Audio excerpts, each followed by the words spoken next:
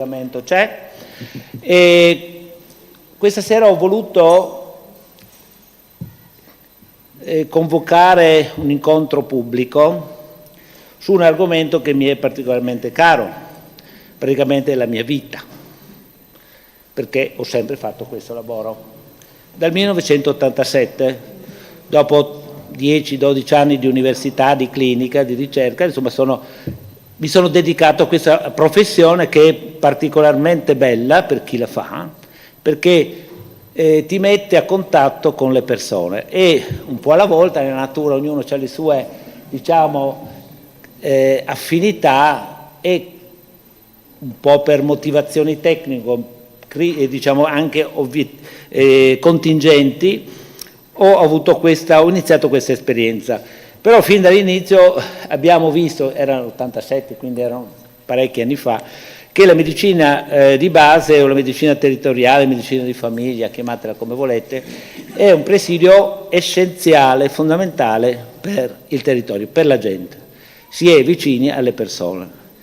Tanto è vero che chi non ha una caratteristica, una peculiarità, un'affinità per questo lavoro lo fa con grande difficoltà, pur non richiedendo questo grandi doti, non siamo cardiochirurghi, però se non sappiamo ascoltare le persone, questo lavoro è meglio che non lo facciamo. Quindi chi non ha, anche perché con il tempo veramente, diciamo, c'è fatica a affrontare, sopportare le sofferenze della gente. Questa premessa è importante per capire la valenza, l'importanza del ruolo del medico di base, di famiglia. Lo vorrei chiamare di famiglia d'ora in poi perché è il suo ruolo fondamentale. E purtroppo negli anni 80, 90 c'è stato, diciamo, una grande abbondanza di medici. Questo è un dato di fatto che ha permesso la riforma del 1978 di espletarsi nei suoi, diciamo, più importanti scopi, che sono appunto quelli di una vicinanza delle persone alla medicina e di creare anche una medicina di prevenzione, non solo una medicina d'urgenza, una medicina di occasione, ma una medicina di prevenzione, quindi aumentando ancor più i rapporti con le persone. Questa abbondanza di medici ha permesso alla medicina di radicarsi nei territori. Quindi abbiamo assistito a felici anni in cui ogni piccola, diciamo, comunità poteva avere il suo medico. E nella fattispecie nostra direi che tutte le frazioni della città hanno avuto il loro medico. Purtroppo una sola, Portovecchio ha avuto per un po' un medico che poi non ha avuto più possibilità, forse la più vicina, ma anche questa è importante. Quindi Lugugnana, Giussago attualmente, e poi la zona ovest del nostro territorio, quindi Sumaga, Predipozzo e Lison. Questa situazione così felice sta per finire perché tutto ha un ciclo e diciamo la mia età, i miei colleghi coetanei, diciamo, sono vicini alla pensione e si sta assistendo a un fenomeno che è nazionale, ma lo vedete, lo leggete tutti i giorni, non devo dirvelo io, è nazionale, c'è una grandissima carenza di medici in generale, ancor più quelli di famiglia, perché ovviamente questa è una professione un po' particolare, appunto come dicevo prima, richiede un'affinità ed è erroneamente considerata una professione quasi di serie B rispetto alle scelte che i giovani medici stanno facendo, perché il numero chiuso e l'accesso limitato, pur essendo una necessità di tipo sia economico sia diciamo, di tipo razionale, sia anche per evoluzione della medicina stessa, perché una volta si stava in ospedale un mese per una broncopolmonite, si stavano 15 giorni per un'ernia inguinale e così via. Oggi 1-2 giorni di ospedale e poi via. Quindi l'ospedale è un territorio ad alta professionalità dove il paziente sta meno possibile perché ci sono anche rischi a stare in ospedale e però viene curato al massimo della efficienza e della qualità. Per converso, quindi diciamo il medico che è preparato a studiare tantissimo, perché studia 6 anni, più ne fa altri 4, insomma, su materie scientifiche, si trova in ospedale a veder rispondere, diciamo, ha le risposte ai suoi studi principali, quindi mette a frutto ciò che lui ha appreso. Nella medicina di base, da pochi anni c'è una scuola di medicina che non ha le caratteristiche cliniche, universitarie, accademiche, ma ha una, diciamo, valenza importantissima per la formazione della medicina di famiglia. I medici di famiglia, la mia generazione si è formata sul campo, e imparando un po' alla volta, però con la voglia di aiutare la gente, ha imparato a fare qualcosa che non era preparata a fare, diciamo, dove la clinica è importante, ma altrettanto importante è l'empatia e la relazione, e questo nelle scuole di medicina attualmente si sta facendo. Quindi abbiamo 3 anni post laurea che permettono ai medici giovani di formarsi ed entrare nel territorio. Come dicevo, questo tipo di formazione è vista quasi una formazione di serie B, o comunque una formazione dove l'empatia, dove altri valori prevalgono, prevale un po' meno la formazione clinica, lo studio della chimica, della biochimica, della fisiopatologia, avanti così, e viene meno un po', mentre aumentano diciamo, le problematiche relazionali, ovviamente cliniche, di altro tipo.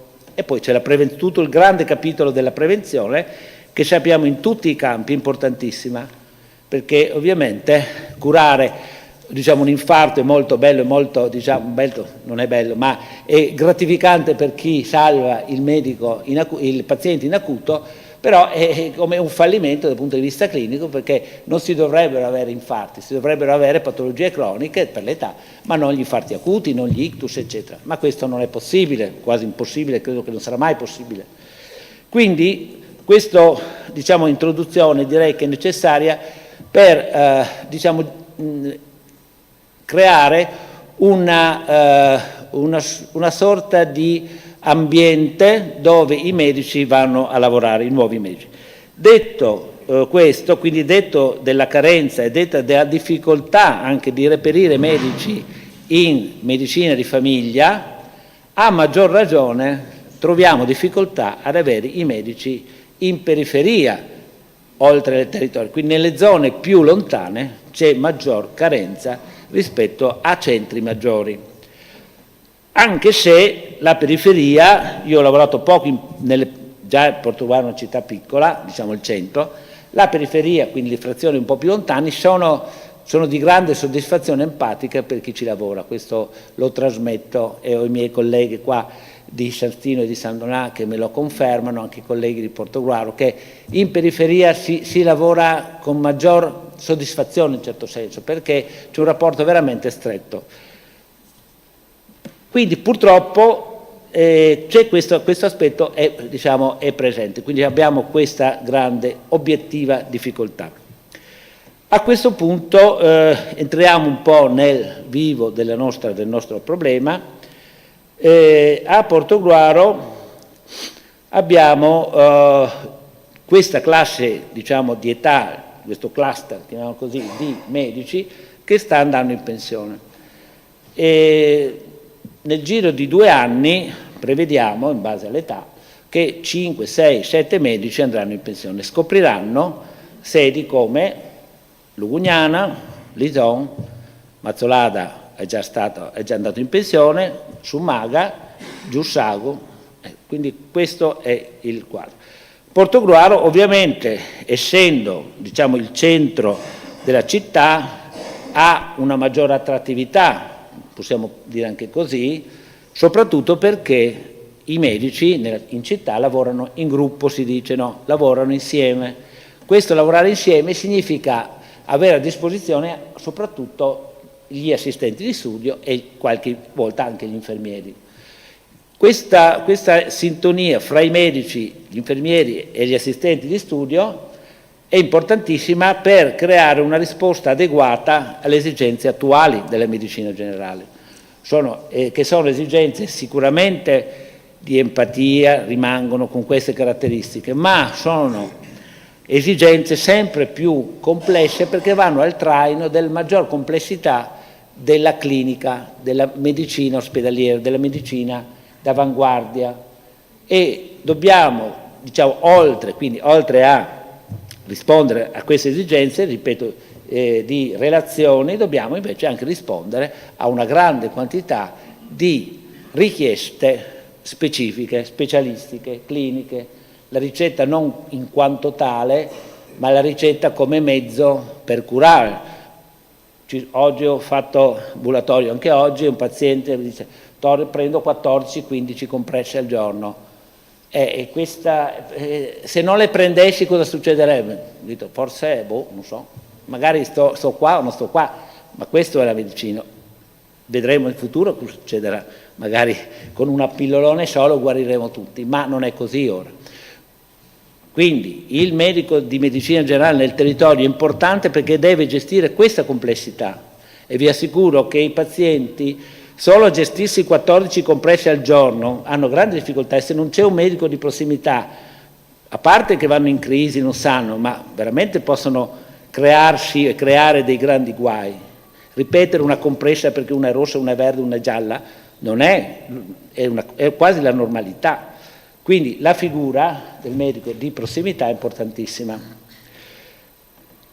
Come dicevo, abbiamo avuto il numero chiuso, quindi la carenza è generale, la carenza è nazionale, regionale, locale.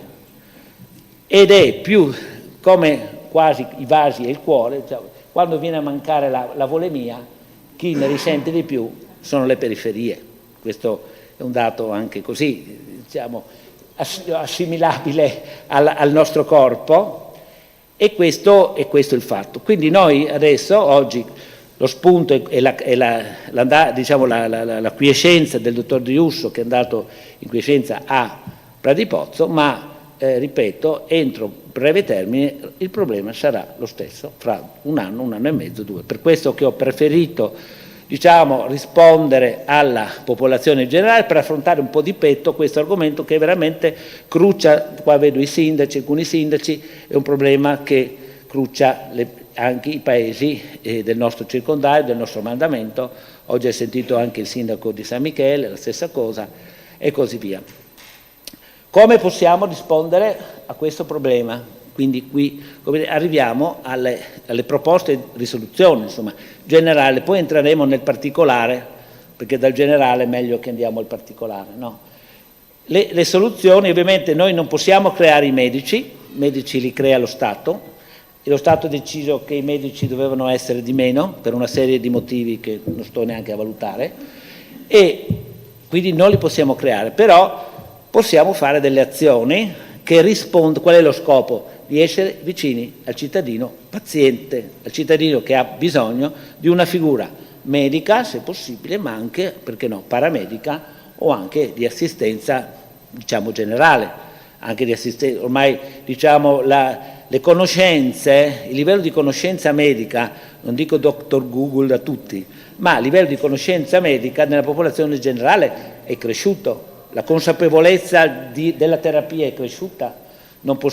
Una volta mi ricordo una mia collega, insomma, non voleva neanche che il paziente aprisse una lettera di dimissione. Una volta si arrabbiò molto una collega che non deve osare aprire. Oggigiorno il medico, scusate, il paziente non solo la apre, la legge e ne capisce una parte, non tutto magari, ma ne capisce una parte. Forse ne stracapisce anche qualche volta, ovviamente, e quindi bisogna riportarlo, aiutarlo a capire ciò che veramente c'è scritto in una lettera di dimissione, o in una consulenza specialistica, o in una consulenza di una diciamo, inserimento di un PIC, oppure di una nutrizione enterale, nutrizione parenterale, e potrei continuare qui almeno per mezz'ora a dirvi tutte le prestazioni che sono scaricate sul territorio, perché anche questo c'è da dire, che l'ospedale, o meglio, e qua abbiamo il direttore che poi ci dirà qualcosa, l'organizzazione sanitaria cerca di trasferire più possibile molte cose che si fanno, una volta si facevano solo in ospedale, nel territorio. Quindi capite quanto il territorio è importante. Quindi Io adesso qui sulle soluzioni, questo è il quadro delle difficoltà generali, prima di passare intanto ovviamente valuteremo anche i casi particolari, ma prima di passare alla terapia, a vedere ciò che si può fare in questi casi, nello fatto specifico di ora, ma anche in quello prossimo e futuro di 1 o 2 anni nel nostro territorio, lo vedremo successivamente. Lascerei la parola al direttore generale. Allora, abbiamo l'onore e il piacere di avere il dottor generale Mauro Filippi e la dottoressa Sforzin, direttrice dei servizi sociosanitari nel territorio. Il direttore Filippi è sempre stato vicino alla nostra azienda, ci ha sempre ascoltati, non adesso perché sono sindaco, ma anche come medici, i colleghi lo sanno benissimo. La dottoressa Sforzin oggi è venuta nella nostra medicina di gruppo per spiegarci, per valutare insieme quali potevano essere gli obiettivi correttivi, le difficoltà che avevamo. Quindi l'azienda è vicina ai medici e di questo formalmente li ringrazio. E credo che dalla collaborazione tra i medici, l'azienda e i municipi si potrà addivenire ad una soluzione la migliore possibile. Quindi, direttore, io le lascerei la parola per un suo intervento, diciamo, che avrà a titolo la situazione della medicina generale a Portogruaro e nel Portoguarese. Grazie. Parlo da qua? Mi sentite? Sì. Ecco, buonasera a tutti, grazie dell'invito. Sì, parliamo di medicina generale a Portogruaro, ci dividiamo io con la dottoressa Sforzin per entrare un po' più nel dettaglio rispetto alla situazione che il sindaco vi ha già illustrato, per capire un po' qual è la tematica, ma l'avete colta sicuramente, però anche quali sono le prospettive, perché chiaramente se c'è un problema noi dobbiamo anche provare ad adoperarci per trovare delle soluzioni che magari non sono quelle attuali o non sono quelle di 20 anni fa, ma devono essere quelle che si possono mettere in campo in maniera molto onesta.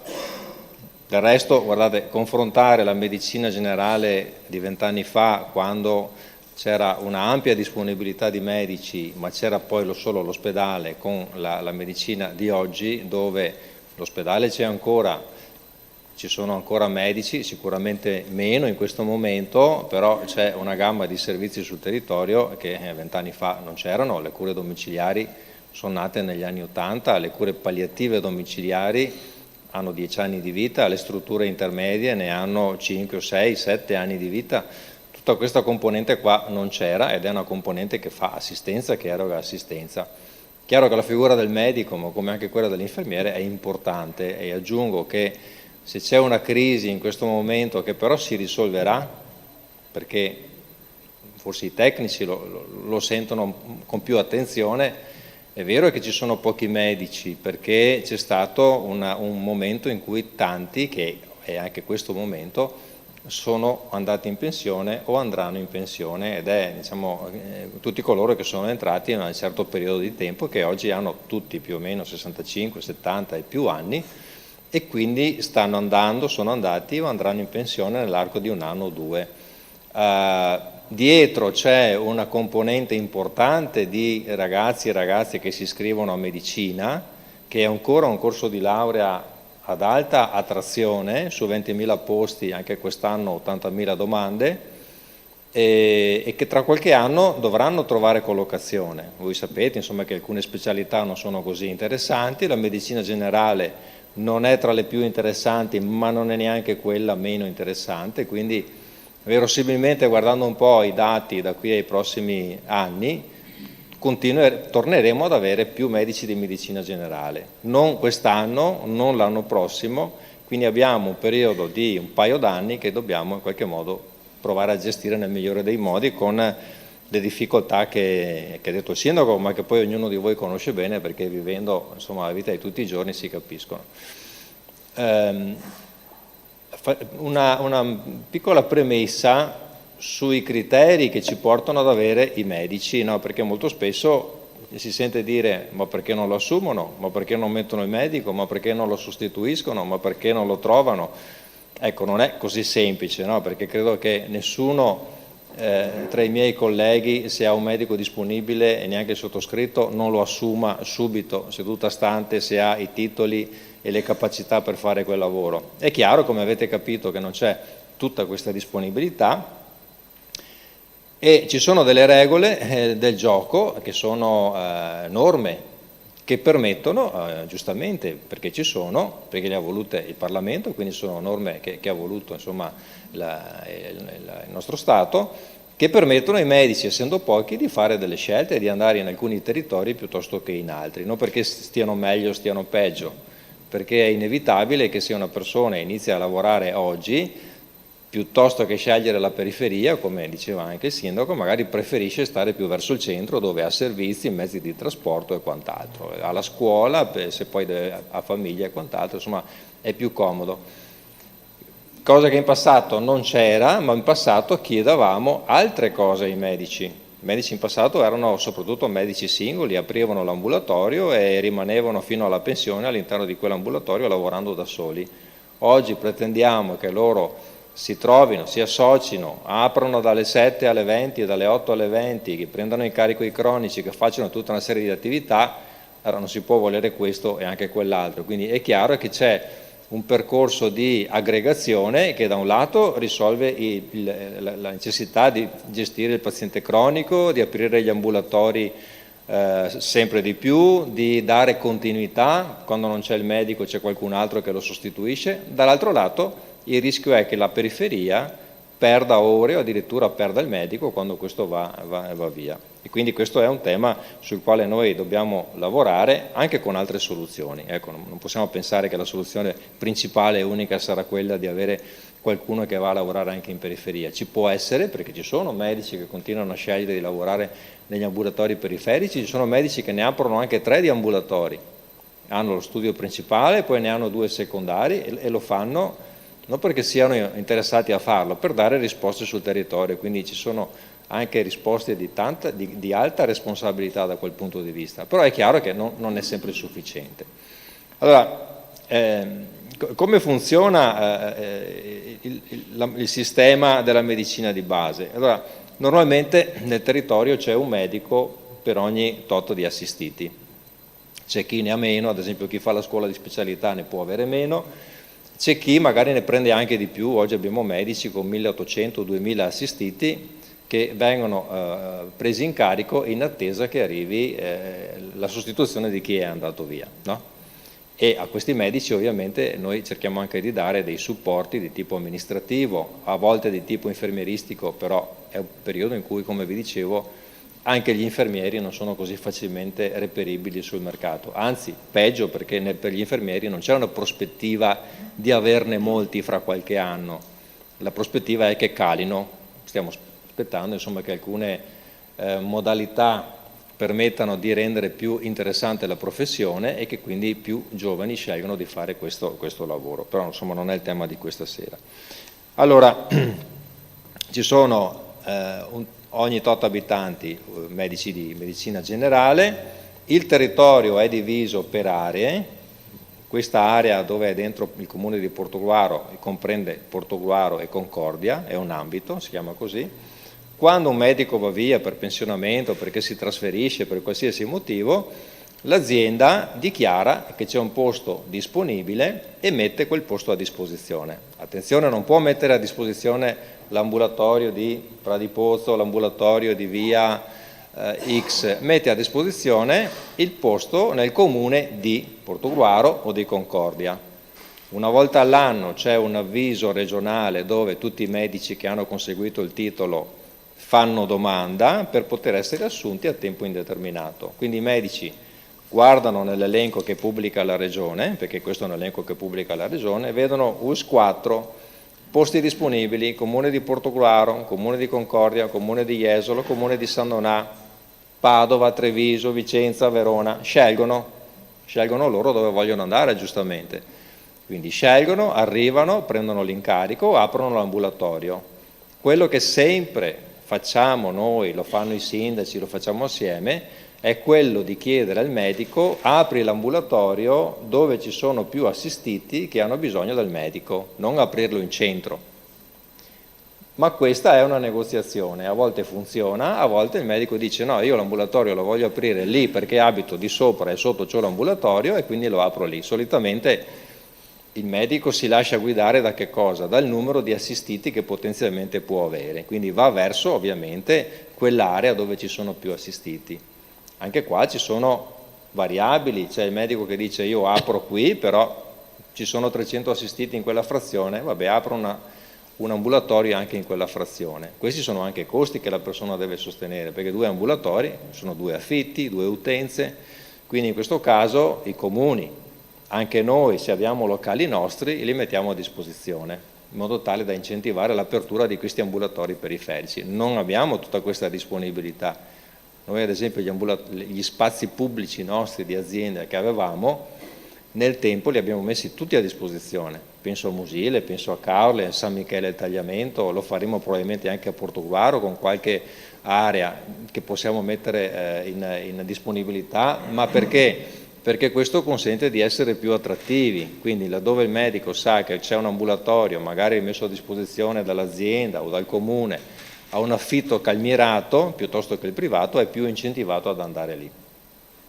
E nella carenza complessiva questo a volte aiuta. Quindi arriva il medico, sceglie dove aprire, noi ovviamente spingiamo sempre perché ci sia la presenza anche negli ambulatori secondari, qui ci sono medici che poi hanno ambulatori secondari e quindi possono anche confermare che questa è l'operazione che si fa.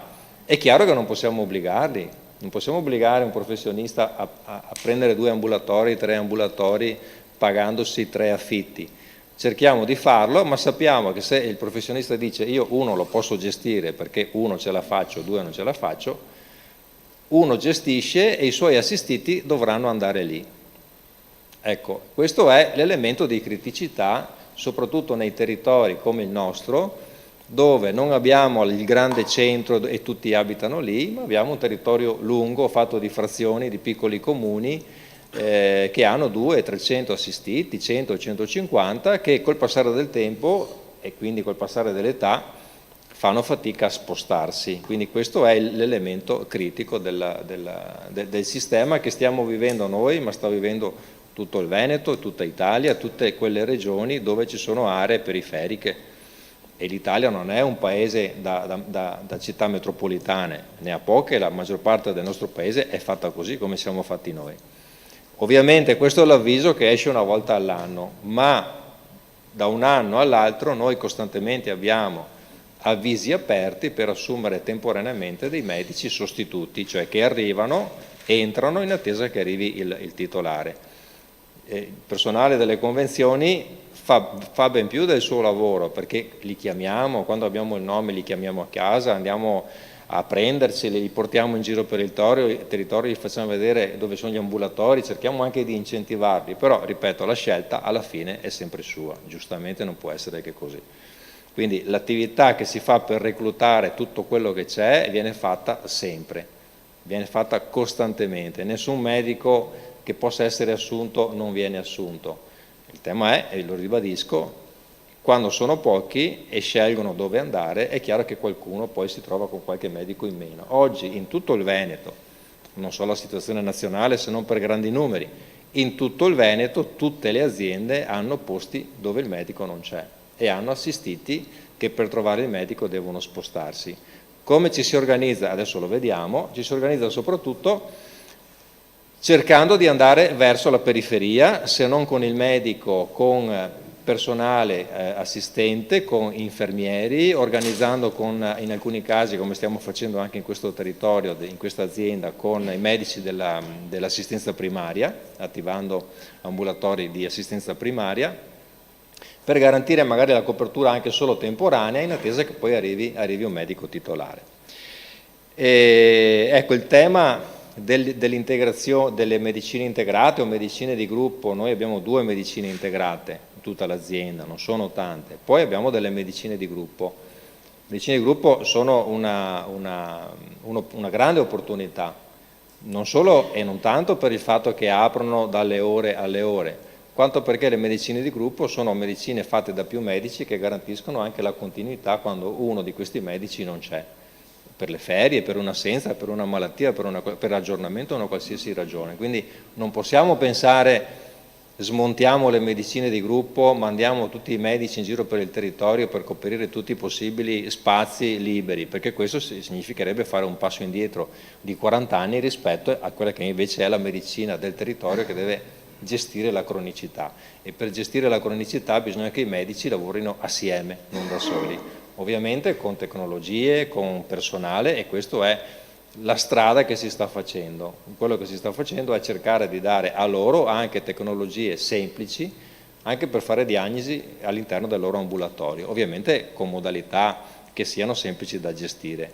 Un'altra grande opportunità di cui si sta parlando ora è tutta la componente della telemedicina, che non è così lontana dall'essere una soluzione, perché questo significa poter trasferire informazioni dal paziente ad un medico, anche se non si stanno guardando, anche se sono a distanza, o tra un medico e un altro medico, cioè il medico di medicina generale collegato a uno specialista, e si dà informazioni anche dal punto di vista clinico. Voi direte, ma cosa c'entra sta cosa qua?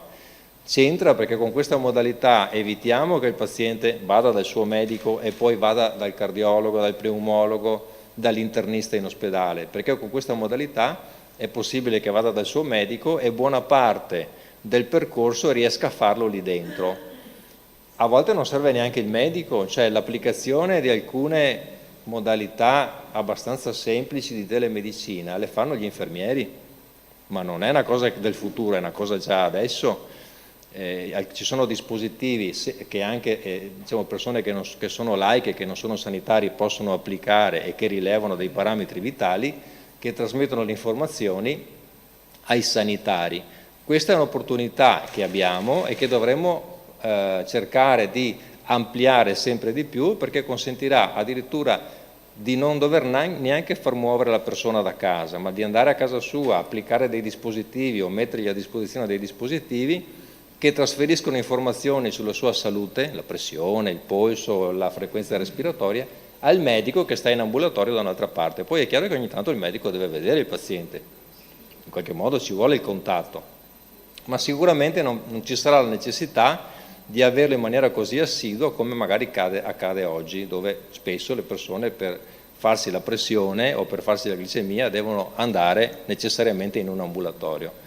Lo si potrà fare, ma già adesso, anche a casa, con dispositivi semplici, intuitivi, che sono pensati per persone anziane, non sono pensate per professionisti del settore, sono pensati per persone che ovviamente hanno una capacità abbastanza limitata di gestire queste modalità informative.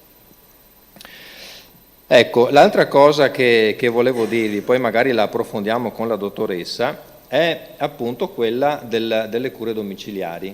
Ecco, non sottovalutiamo la possibilità che noi con le cure domiciliari, oggi abbiamo credo 60 infermieri mi pare in tutto il territorio che garantiscono le cure a domicilio, che dobbiamo anche cominciare a pensare che piuttosto che si muova la persona, soprattutto la persona anziana, se questa è effettivamente nelle condizioni di essere seguita a domicilio, dico questo perché ci sono tanti pazienti che hanno le caratteristiche per essere seguiti in assistenza domiciliare e invece non vengono inseriti in assistenza domiciliare, quindi questo è un fronte sul quale bisogna anche un po' lavorare. Ecco, se ci sono persone che hanno queste caratteristiche è sbagliato prenderle e portarle dal medico, devono restare a casa e devono essere seguite a casa dagli infermieri o dal medico che fa l'assistenza domiciliare o il fisioterapista o chi altri. Anche questa è un'opportunità che noi abbiamo avviato negli anni '80 qui in questa azienda. Oggi abbiamo, credo, 4.500 assistiti in assistenza domiciliare, ecco, no? 5.000, non sono pochi, decine di migliaia di accessi domiciliari, possiamo farne anche di più, è un'area che va bene implementare. A livello diciamo governativo ci hanno detto che dobbiamo avere almeno il 10% delle persone che hanno più di 65 anni in assistenza domiciliare. Ecco, il Veneto è ampiamente già al di sopra del 10% e noi possiamo anche fare un po' di più. Quindi questo sarà ad esempio una delle linee di attività sulle quali cercheremo di spingere ulteriormente per portare l'assistenza a casa. Dopo, se ci sono situazioni in cui non si può e c'è bisogno del medico, è chiaro che bisogna trovare una soluzione appropriata a questo tipo di bisogno. Cercheremo sempre, quindi, giusto per essere chiari, cercheremo sempre l'assistenza di prossimità. L'ambulatorio periferico o secondario per noi è un ambulatorio come gli altri, cioè dove c'è un gruppo di persone da assistere è importante che lì ci sia la presenza del medico, magari non su 7 giorni, 3 giorni alla settimana, magari non su 20 ore, ma su 5, se poi riusciamo a fare anche a mettere in piedi anche altre soluzioni. Però ci deve essere la prossimità, assolutamente, quindi adesso sto dicendo abbiamo pochi medici, dobbiamo un po' serrare le fila, ma questo non significa che tutta la periferia deve arrangiarsi. Noi adesso siamo in difficoltà e non siamo in grado di moltiplicare le persone, non abbiamo questo potere perché siamo esseri umani. Dobbiamo cercare di garantire l'assistenza buona in periferia, evitare che le persone vadano in ospedale, perché sarebbe la cosa peggiore, e attrezzarci per poter dare l'assistenza anche in periferia, anche con i medici, nel momento in cui avremo più disponibilità di quanta non ce ne sia oggi, che ci sarà, perché ve l'ho detto, nelle previsioni, guardando i numeri, ci sarà.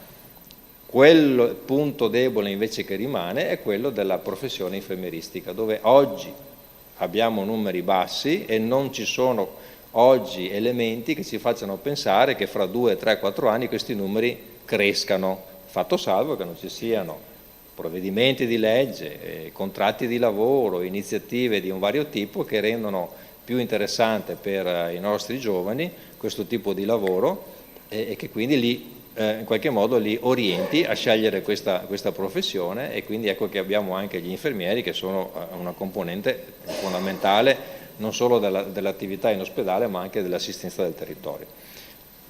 Adesso direi con la dottoressa Sforzin, che è il direttore dei servizi sociosanitari, facciamo un quadro un po' più puntuale e vediamo anche i dati dell'assistenza domiciliare di questo territorio, così cerchiamo anche di capire come funziona adesso la domiciliare in questa area qua. Poi chiaramente se ci sono domande siamo qua. Buonasera a tutti e buonasera anche ai cittadini che sono presenti da remoto. Vi porto un po' di dati perché aiutano un po' a contestualizzare anche quello che abbiamo sentito finora, che ci è stato raccontato, ma poi vederlo fa un altro impatto. Allora, demografia dei medici, no? Che diceva sia il sindaco sia il DG. Questi sono i nostri medici, 123 nella nostra azienda, e questa torta rappresenta l'età dei medici. I verdini sono i più giovani, abbiamo anche di molto giovani, e questa è una grande opportunità perché abbiamo fatto parecchi nuovi inserimenti in questi ultimi 2 anni di ragazzi giovani fino ai 35 anni. Poi vedete gli azzurri sono 40, 50, 51, 55, c'è quella classe che poi è la mia, è molto stretta perché demograficamente quelli sono stati gli anni in cui i numeri erano molto pochi a medicina, e quindi c'è una classe intera di medici a livello nazionale molto meno rappresentata, che è quella che adesso ha 50 anni fino a 55, poi 55, 56, 60, e gli arancioni e i rossi, che vedete sono la fetta di gran lunga maggiore, sono quelli che hanno tra 61 e 70 abbondanti anni. Quindi già questo dice che siamo messi male, insomma, a livello aziendale. Questa distribuzione è più o meno la stessa in tutte le regioni, sicuramente è la stessa in Veneto, con alcune variabilità in alcune aree metropolitane. Per esempio ci sono delle zone, per esempio della Lombardia, dove l'età media è un po' più giovane per altre caratteristiche. Poi abbiamo nel post-it rosa, vedete quanti medici hanno quanti assistiti. Allora, il numero standard previsto dall'accordo nazionale è 1.500, quindi è un numero diciamo virtuoso. Un medico con 1.500, che sono tanti già, potrebbe lavorare bene, ma questi sono solo 32 che ne hanno 1.500 o meno. Pochissimi meno sono gli ultimi inseriti che stanno adesso crescendo. 51, quindi insomma una bella quantità, ne ha fino a 1800, da 1500 a 1800, e addirittura 32 ne hanno fino a 2000, e abbiamo anche 8 medici che hanno più di 2000 assistiti, che è veramente over the top, anche 2300, un paio di colleghi. Perché? Perché hanno i cosiddetti iscritti in lista separata. Cioè, che cosa dobbiamo fare quando va in pensione o cessa, insomma, un medico e non troviamo un sostituto?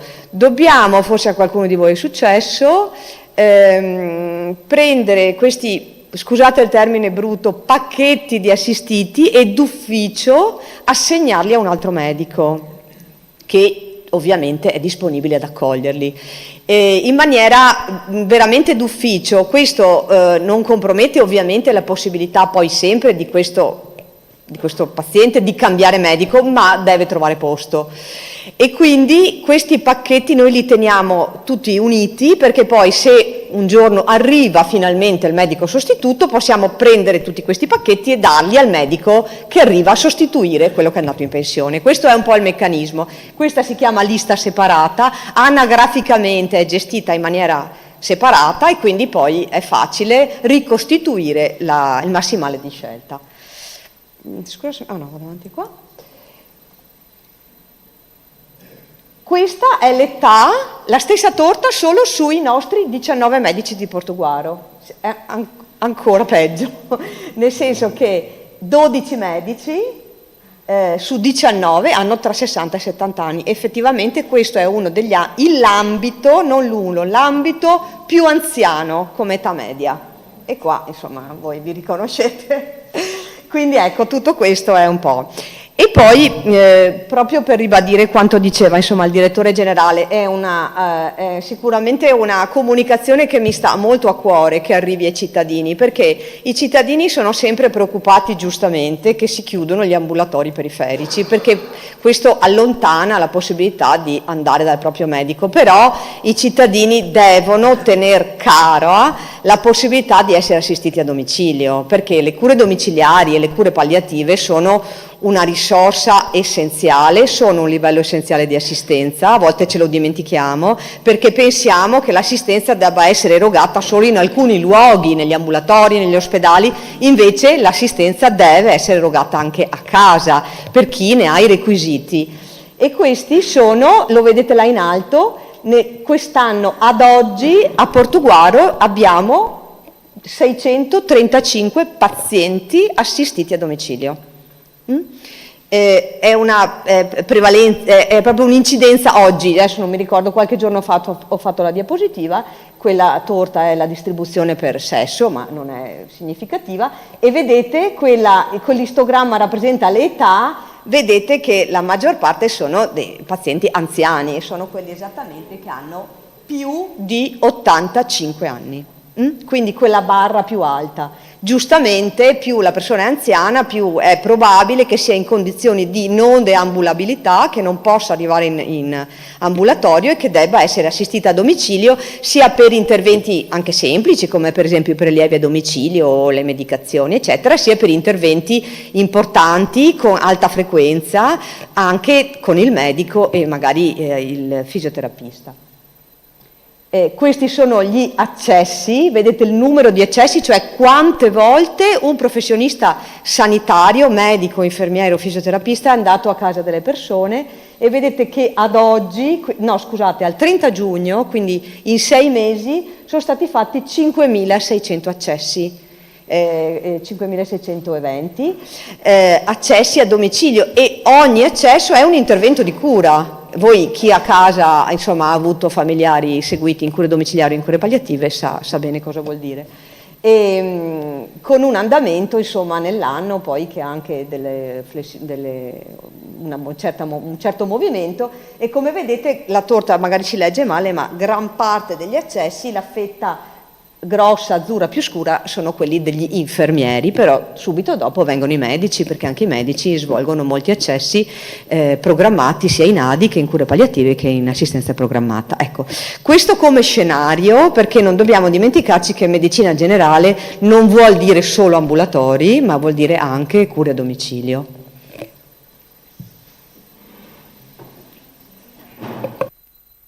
Grazie, dottoressa Sforzi, ha terminato la sua relazione. Sì. Allora, questo è il quadro, direi molto esaustivo, della situazione. Direi di passare un attimo anche a vedere un po' quali possono essere le soluzioni per le nostre realtà. Abbiamo sentito, io ho preso qualche appunto, in generale che ci sono delle alternative all'ambulatorio in sé, l'ambulatorio periferico, che sono gli ambulatori di assistenza primaria, cosiddetti, che sono ambulatori, mi pare ce ne abbiamo adesso uno a San Michele, è stato attivato, primo e unico, molti sono in Friuli, in realtà, sono degli ambulatori dove a turnazione un medico di continuità assistenziale, cioè di guardia medica, si reca per alcune ore nella giornata e offre un servizio sanitario a turnazione sostanzialmente. Quindi viene garantito un bisogno di salute immediato, contingente e temporaneo, secondo me, perché non c'è un rapporto di fiducia e di continuità, però se non altro, se uno ha un problema acuto, magari semplice, lo può risolvere in queste sedi. Certamente prendere in cura un paziente complesso con patologia complessa, questo è un po' più difficile. Sicuramente qui non si fa prevenzione, si fa una medicina un po' di emergenze, diciamolo così, però che è comunque una risposta. L'altra risposta che abbiamo detto sono i sostituti. Il sostituto è un medico che magari non è entrato ancora in specialità, non ha la formazione, perché mi pare che questo è possibile, quindi non necessariamente formato. Sappiamo che la medicina generale è diventata una specialità, ha bisogno di una formazione di 3 anni per poter accedere alla titolarità dell'ambulatorio, perché giustamente è una professione complessa che ha bisogno di formazione. Sempre nelle more di trovare i medici titolari, alcuni medici si offrono per coprire i bisogni un po' più di continuità, perché comunque rimane in un territorio, in un ambulatorio, per 1 anno, 6 mesi, finché magari questo medico non trova altre soluzioni, però almeno c'è una continuità di un medico nei confronti dei pazienti.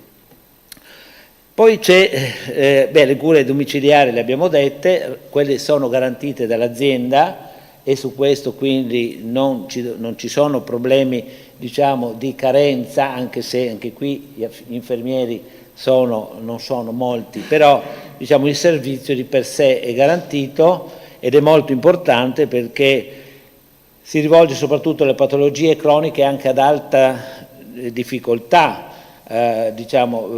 Gestione di diabetici scompensati, pazienti, gli ulcere del decubito, non so se tutti avremmo avuto pazienti o parenti allettati che hanno questi problemi. La risposta è veramente importante ed efficace. Anche il fine vita è gestita dall'azienda attraverso il nucleo di cure palliative. Non so se qualcuno di voi ha avuto queste esperienze di parenti o pazienti, ma mi è mancato un caro paziente barra amico l'altro giorno, proprio ieri, in consiglio, assistito in maniera esemplare dal nucleo cure palliative, morto a casa tra i familiari in maniera veramente empatica e umana. E grazie a questo servizio ovviamente che abbiamo. Quindi fa parte della medicina territoriale. Se invece vogliamo ovviamente entrare nello specifico della medicina di prossimità, di cui comunque c'è un gran bisogno, l'ambulatorio del medico nella zona dove si vive, questo è ovviamente in questo frangente, ci ha detto il direttore che vediamo una luce forse in fondo al tunnel, ma è un tunnel di 2, 3, 4 anni. Quindi in parte questo tunnel lo copriamo, io non ce la faccio più, io spero di andare avanti, ma abbiamo il nostro vice sindaco qui che oltre i 70 anni ha dato adesione proprio per la volontà, e ricordo non per diciamo glorificare nessuno, ma ha coperto, se ricordate, una zona carente a Giussago lasciata improvvisamente da un altro medico, e il dottor Lepani ha, diciamo, nella sua, diciamo, anche esiguità di intervento, perché comunque un giorno a settimana, due giorni a settimana, ma ha mantenuto un presidio perché medici siamo e medici vogliamo e resteremo per tutta la vita, vogliamo essere vicino ai pazienti. E credo che, si diceva prima il direttore, cioè sia loro ma anche noi colleghi cerchiamo di motivarci, dai, vai, cerca di fare, no? Loro dicono ma perché non vieni? È chiaro che questo giustifica un pochino la motivazione dei medici, e un po' attraverso alcune, diciamo, misure di facilitazione di cui parlerò fra poco, che possiamo mettere in atto come municipi. Va bene? E io vorrei spendere 2 parole su uno strumento che credo sia importante. Ci credo perché l'ho seguito fin dalla nascita nel 2006, quando sono nate le UTAP, che si sono evolute nelle medicine di gruppo integrate, che possono proseguire come medicine di gruppo in varie forme. Perché questo? Dico perché la medicina di gruppo io credo che sia un modello un po' simile a quello ospedaliero dell'Hub e Spoke.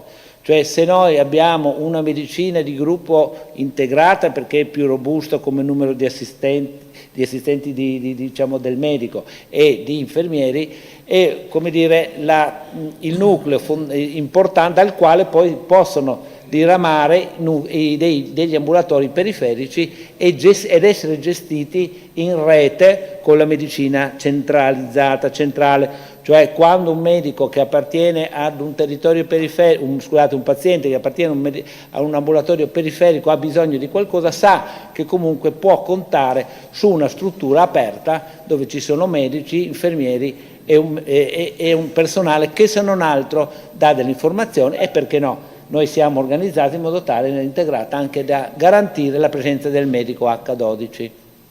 Questo è un modello che credo possa contribuire a dare una risposta, perché il medico in periferia non solo ha un disagio, diciamo, a trovarsi fuori magari del luogo dove lavora e magari doversi spostare giornalmente e così via, però si sente anche isolato. L'isolamento del medico non è più accettato. Tante cose possono essere accettate dai medici, insomma, difficoltà nella contrattazione, eccetera, ma l'isolamento, questo ormai i medici credo non lo accettino, perché non si lavora in maniera adeguata, si va in burnout subito. Burnout significa si va, diciamo, non si riesce più a tenere la tensione di quello che è un rapporto personale. Quindi la condivisione è così importantissima. Quindi io qua, diciamo, su questo si può ragionare anche con l'azienda, e credo che l'azienda e la regione soprattutto ha messo ovviamente delle risorse importanti su questo aspetto. Qui ci sono con me in sala 2 medici che hanno, in particolare sia a Sastino ma anche a San Donato, ci sono delle realtà di medicina di gruppo che hanno a sua volta delle strutture periferiche che afferiscono alla principale. Ecco, quindi per la zona occidentale del Portoguarese io credo che magari un ambulatorio di assistenza primaria, spero di no. C'è da dire una cosa che forse non è stata detta, e cioè che attualmente i 1500 pazienti del dottor Driusso trovano risposta in medici, cioè capienza nei medici titolari, no? Cosa vuol dire? Vuol dire che comunque un paziente trova un medico, non troverà il medico vicino, ma trova un medico. Purtroppo ci sono situazioni in cui non si trova il medico. Questa capienza è di circa 3.000, mi pare, assistiti, 3.500 assistiti. Un altro medico che andasse in pensione si colma questa misura, col terzo non ci sono più, non c'è neanche la possibilità di avere il medico. E già vedo 2 colleghi che hanno oltre i 2.000, bisogna dirgli una... diciamo, e veramente sono situazioni al limite anche della sicurezza, perché la sicurezza è importante in questo lavoro. Quindi io un'altra, ecco, quindi proprio essendo concreto, io entrerei nel dettaglio anche parliamo della zona ovest, visto che da qua è nato, ma ripeto è una cosa che si ripercuoterà nella zona est, diciamo così, che sono queste due estremità. Le cose che potremmo mettere in campo dal punto di vista pratico sono: intanto c'è un ambulatorio che non ha le caratteristiche adeguate, quindi il Comune può, e penso che con poca spesa si possa mettere anche a norma. È un ambulatorio che è stato un attimo trascurato, probabilmente io non ci ho mai lavorato lì, certamente sarebbe dovuto anche prima. Quindi questa cosa, siccome è di proprietà del Comune, sicuramente è una cosa che può essere fatta in breve tempo. A Giussago, se poi il dottor Lipani potrà dirci qualcosa anche della sua esperienza, a Giussago c'è lo stesso un ambulatorio di proprietà comunale che viene dato appunto con canone calmierato al medico, che è ovviamente invogliato a venire lì. Quindi una è questa misura qui. La seconda è in punto prelievo, sempre io ragionerei in termini di tre frazioni, insomma, perché è giusto, è più facile anche pensare, anche se sono distanti un pochino.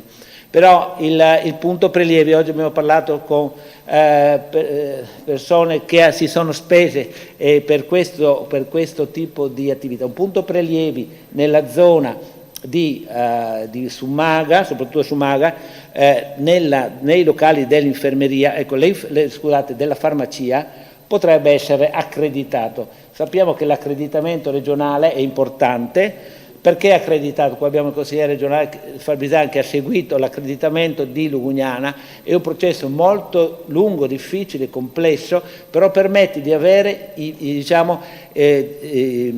esami non negli ambulatori privati dove si paga tutto, ma è un punto accreditato che ha le stesse caratteristiche dell'ospedale. Quindi tutte le esenzioni, il paziente non paga ticket qualora non debba pagarlo, quindi è come fosse un punto ospedaliero. L'accreditamento è difficile, ma qui io impegno il consigliere Barbizan pubblicamente a darci una mano, casomai, per accreditare, e chiedo anche all'azienda, se è possibile, di accreditare questi locali che verrebbero messi a disposizione da parte della farmacia, vediamo, in una convenzione che abbiamo già con Lugugnana. Il Comune ha una convenzione con la frazione di Lugugnana, cioè con il punto prelievi di Lugugnana, i medici di Lugugnana, e una cooperativa di infermieri che va a fare i prelievi. È una cooperativa, anche un'associazione, scusate, di pensionati, in particolare penso all'APAL, no? Che gestisce un po' l'apertura, la chiusura e queste operazioni di gestione del punto prelievi. Punto prelievi che è un servizio di prossimità importante, perché ovviamente pensare che l'anziano certamente da solo, a piedi non ci va, però un conto è andare 2-3 chilometri magari con qualcuno, la rapidità dell'operazione in mezz'ora si fa tutto con un po' di programmazione anche di appuntamento. Andare in ospedale, non per colpa dell'ospedale, ma già i parcheggi sono quelli che sono, ci sono 300-400 persone al giorno, quindi sapete tutti quanto è difficile fare un semplice prelievo, e fare un prelievo è un atto medico fondamentale. Quindi parlavo della carenza degli infermieri. Gli infermieri effettivamente non ce ne sono, però gli infermieri che vogliono fare un'attività territoriale forse si trovano con più facilità, perché molti infermieri, per esempio in pensione, possono svolgere un'attività libero professionale che non è pesante come quella di un'attività ospedaliera, turni insomma importanti, ma di un'attività comunque infermieristica di prossimità. Quindi all'interno delle medicine di gruppo integrata, che prevede gli orari di infermieri, questi infermieri in parte possono già andare nei territori e negli ambulatori periferici. A Lugugnana ce l'abbiamo, a Concordia ne abbiamo, vero dottore? E anche a Fossalta, per esempio, abbiamo un altro ambulatorio periferico che afferisce alla nostra medicina di gruppo. Quindi, far entrare quella zona ovest nell'ambito della medicina di gruppo integrata di Portogruaro può essere una risposta in termini di avere del personale o infermieristico o anche di assistenti di medicina, cioè assistenti amministrativi, una segretaria, insomma, che possa aprire il presidio per la raccolta per atti medici, ovviamente indiretti, ma anche gli infermieri, che comunque è un personale, ricordiamo, specializzato, cioè l'infermiere oggi non è l'infermiere di 50 anni fa, è un medico, è una professionista della salute preparato, che può gestire sicuramente le emergenze e dare molte risposte. Quindi tra gli infermieri, gli assistenti diciamo amministrativi e il medico, che ovviamente magari può svolgere un'attività magari parziale ma comunque tenerlo aperto, questa è una possibile risposta all'interno di una medicina di gruppo, diciamo, integrata perché ha più diciamo, risorse economiche sostanzialmente. E poi da ultimo cito la farmacia, perché vedo che anche le aziende, insomma, poi anche nel programma nazionale governativo, le farmacie sono viste come punti di salute, no? Punti che forniscono anche servizi sanitari, e quindi anche coinvolgere la farmacia può essere importante. Quindi dalla sinergia di tutte queste azioni ne può scaturire comunque una risposta articolata, sicuramente, che non è il medico lì, ma è tutta una serie di azioni che possono contribuire a dare comunque una risposta di salute. Io vorrei chiedere adesso al dottor Lipani, che per 7 anni mi pare, sono passati 5, 6, 7 anni, insomma eravamo con la precedente amministrazione, non è in età pensionabile, quindi ha dato un contributo proprio specifico nella apertura di un ambulatorio molto periferico di Giussago. Qui la dottoressa Lepore ne sa qualcosa perché ci vive a Giussago, quindi conosce anche anche c'è la consigliera Nina Drigo che conosce la realtà. Sono piccole realtà, piccole frazioni, piccole diciamo comunità, ma diciamo la consigliera Sara Moretto ovviamente ancora di più. Quindi voglio dire che le risposte nel territorio possono essere date con la disponibilità, ne abbiamo un esempio, di chi lavora sul campo. È nostra buona volontà di restare almeno fino a che le giovani leve non si avvicinino in maniera diciamo entusiasta a questo lavoro. Dottor Lipani, credo che un suo intervento sia gradito. Grazie. Grazie Luigi, consentimi di chiamarti così e non sindaco, perché quando parliamo di sanità siamo prima di tutto uomini medici, poi facciamo anche il sindaco, il vice sindaco e quant'altro, ma portiamo noi stessi quello che siamo nella vita professionale, nella vita privata, lo portiamo in ambito istituzionale. Quindi scusami se ti do così. Un saluto al direttore generale, alla dottoressa Sforzin, ai colleghi, assessori, consiglieri comunali che sono in sala e a tutti i cittadini. No, io porto una mia brevissima esperienza e parto dicendo che quello che è stato detto fino adesso è tutto vero fino in fondo, cioè hanno fatto una presentazione fantastica, ottima, è vero, è tutto reale, e la realtà è questa purtroppo con la quale ci confrontiamo. I servizi della medicina nel Portogruarese, ma un po' in tutto il Veneto, sappiamo che sono dei servizi all'avanguardia in Italia, non voglio pensare a cosa succede in altre parti d'Italia quando ci sono queste crisi, credo che sarà molto ma molto peggio, quindi qui noi ancora navighiamo in acque abbastanza sicure, diciamo, ecco. Mare molto mosso non ce n'è, anche se le criticità ci sono, io non sto minimizzando assolutamente il problema di Pradipozzo. Noi medici siamo nati come medici singoli, come è stato detto prima, che lavoravamo nei nostri ambulatori, la mia storia un po' parte da lì. Singolarmente, magari poi ho condiviso l'ambulatorio con un altro collega a Concordia, ma sempre in modo separato, ognuno pensava per sé, non c'era questo. Siamo molto individualisti, siamo sempre stati noi medici di base. Poi a poco sono nate le medicine di gruppo, quindi la necessità di metterci assieme per dare maggiori servizi. Non che si lavorasse meno, si lavora di più, però c'è la soddisfazione di dare dei servizi ai cittadini, e quando il medico vede che nel cittadino c'è una disponibilità al rapporto diciamo più forte, nel senso c'è un'unione maggiore e più soddisfatto, vuol dire che il percorso è corretto. Molto spesso costa anche di più stare in medicina di gruppo, indipendentemente da quelli che sono gli emolumenti che un medico può prendere. Dalla medicina di gruppo dalla medicina di gruppo, in cui io ho fatto parte per tanti anni a Concordia, si sentiva quella necessità, vista le esperienze che avevano fatto altri gruppi con le medicine di gruppo integrata, con le UTAP prima e poi le medicine di gruppo integrata, di fare questo salto di avere maggiore servizi in ambulatorio per riversarli sulla cittadinanza. E questo è stato il compito delle UTAP prima e poi delle medicine di gruppo integrata.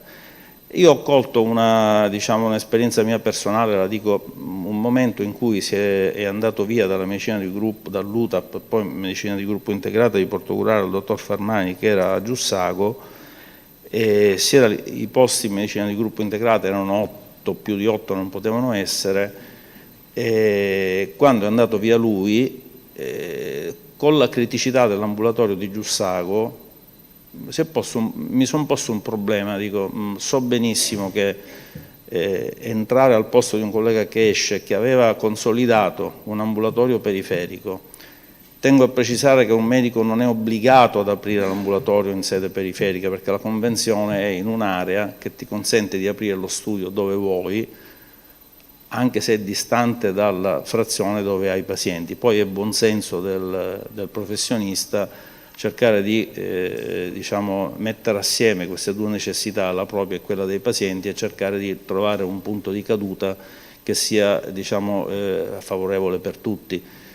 Primo fra tutti però deve essere la compliance del paziente verso il servizio sanitario, di cui noi siamo un anello, E quindi a questo punto ho fatto domanda, ne ho parlato con Luigi e con gli altri colleghi, ho fatto domanda qual era la condizione, che io potevo entrare sì in medicina di gruppo integrata di Portogruaro, quindi a sede centrale che offriva il servizio di 12 ore al giorno del medico, 12 ore dell'infermiere, 12 ore della segretaria e 2 ore il sabato mattina fino alle 10, c'era un po' quella necessità morale di continuare a coprire la frazione di Giussago, e così è stato. Certo, 3 ambulatori non sono come averne uno, però devo dire che la soddisfazione professionale c'è, e per soddisfazione professionale intendo il rapporto con i pazienti. Questo c'è, poi ci sta sempre che un paziente non si trovi con un medico, cambia, se no con un altro, fa parte della vita quotidiana. Questo è normale, fa parte del quotidiano, non è quello. Però il fatto di avere presidiato un territorio credo che sia una delle nostre prerogative, essendo medici e medici di base specialmente, quindi c'è ancora quel legame con i pazienti che forse in altre specialità non ci sono, ma non per togliere il merito ad altri colleghi, assolutamente, perché viviamo sul territorio, siamo in una sede poi periferica ancora più forte questo, quindi la soddisfazione è reciproca, tant'è che al compimento del 70° anno ho aderito alla possibilità di poter continuare fino al 72, ci arriveremo non lo so, facendo anche così, ma finché c'è voglia di lavorare, la capacità di essere appunto un punto di riferimento, questo è molto gratificante, devo dire, in modo un po' egoistico se vogliamo, ma fa parte anche questo della vita. Per delle persone io credo che sia molto soddisfacente per se stessi e per i pazienti vedere che ci sono medici che si mettono al servizio del territorio. Questo credo che sia condiviso abbondantemente anche dai medici della medicina di gruppo integrata. C'è un altro collega che ha appena compiuto anche lui 70 anni che è rimasto.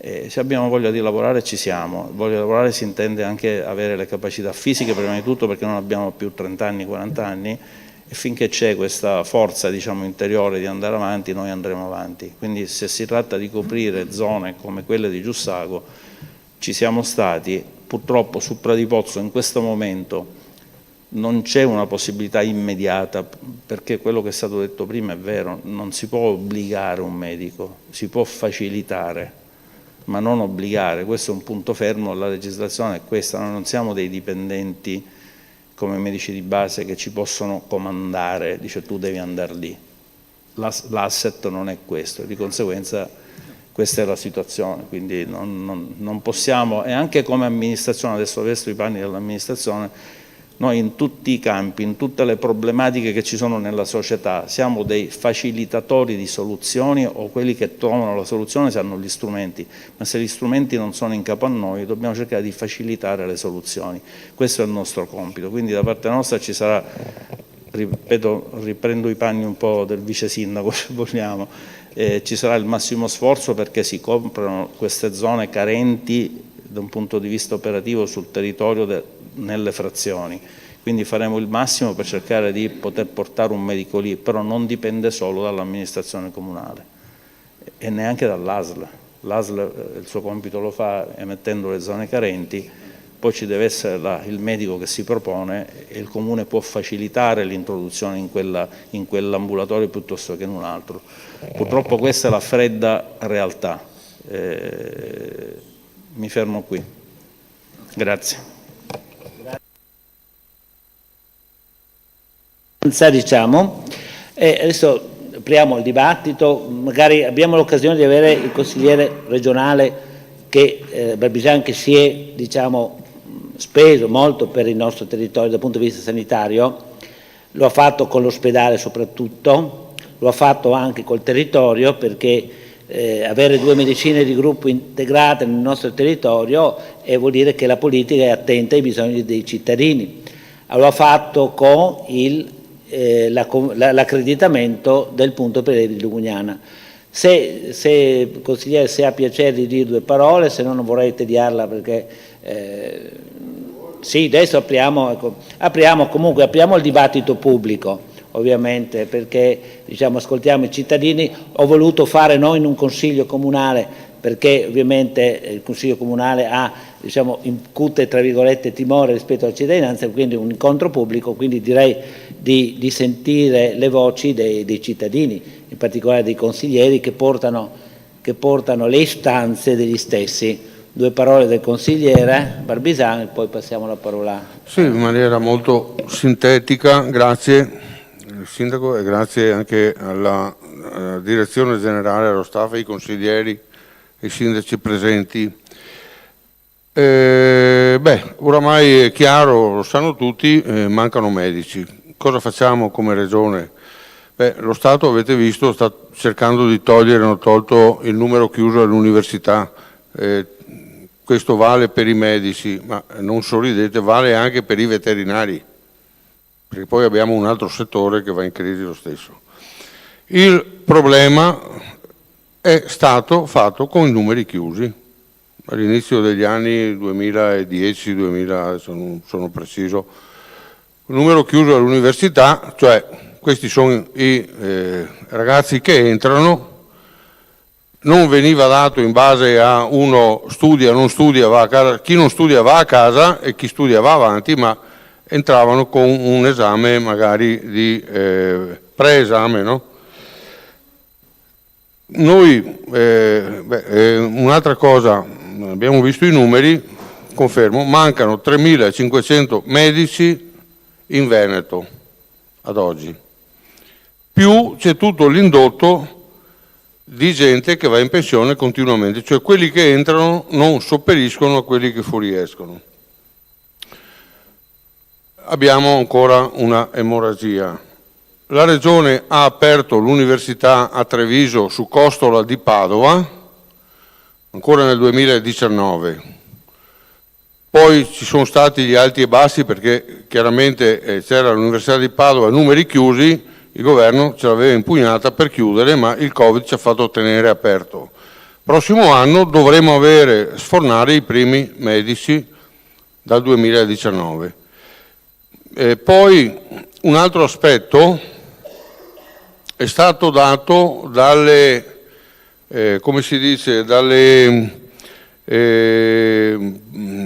medici che fanno il tirocinio per entrare nel ciclo dell'ospedale, della sanità e quant'altro.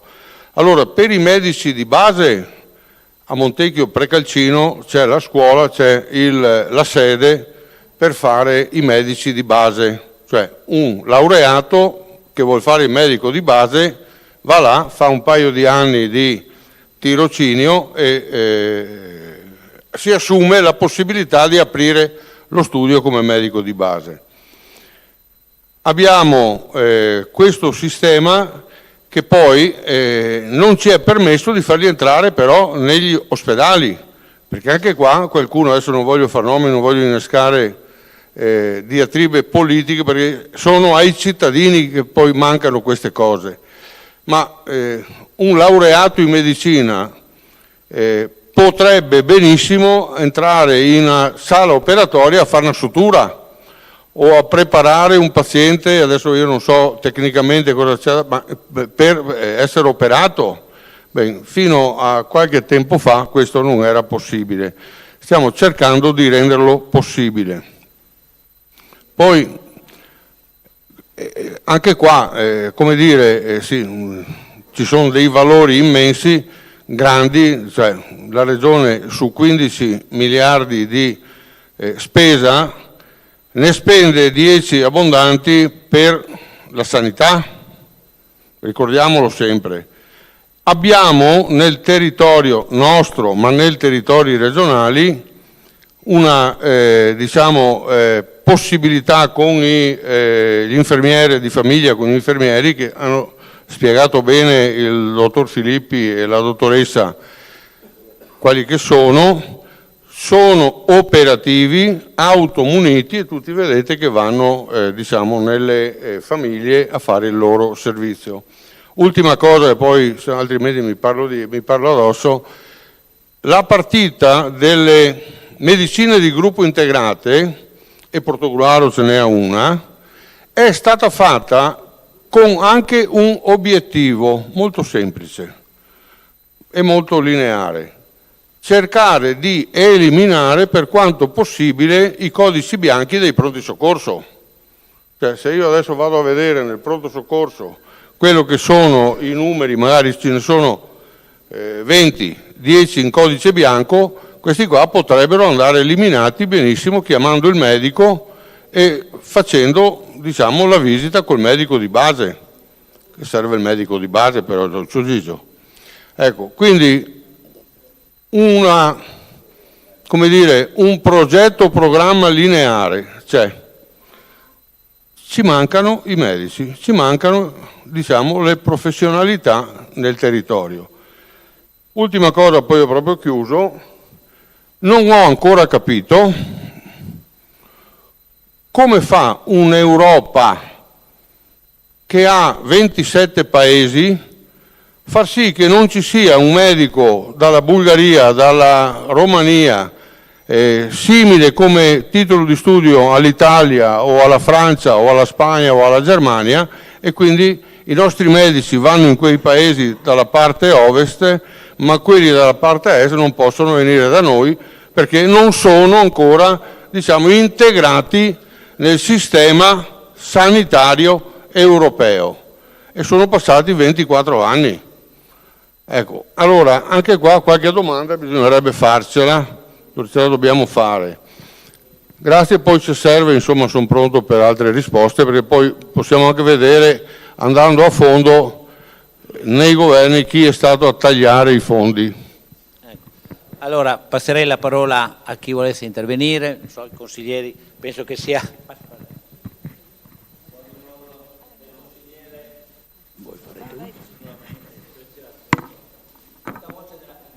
No, portavoce della comunità calma.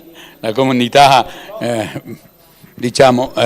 grazie al sindaco, grazie a tutti i componenti, grazie al direttore dell'ASL, alla signora. La mia domanda, focalizziamo l'incontro di questa sera.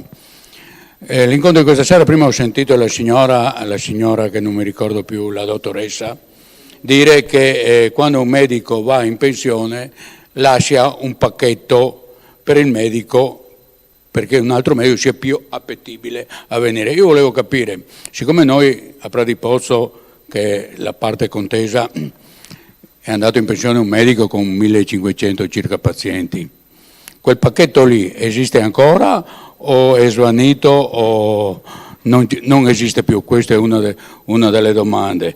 Un'altra domanda volevo insistere, signor Sindaco, quell'ambulatorio lì non potrebbe essere messo a posto, quell'ambulatorio lì deve essere messo a posto per offrire all'AS l'opportunità di inserire un medico di base, perché quel territorio sguarnito,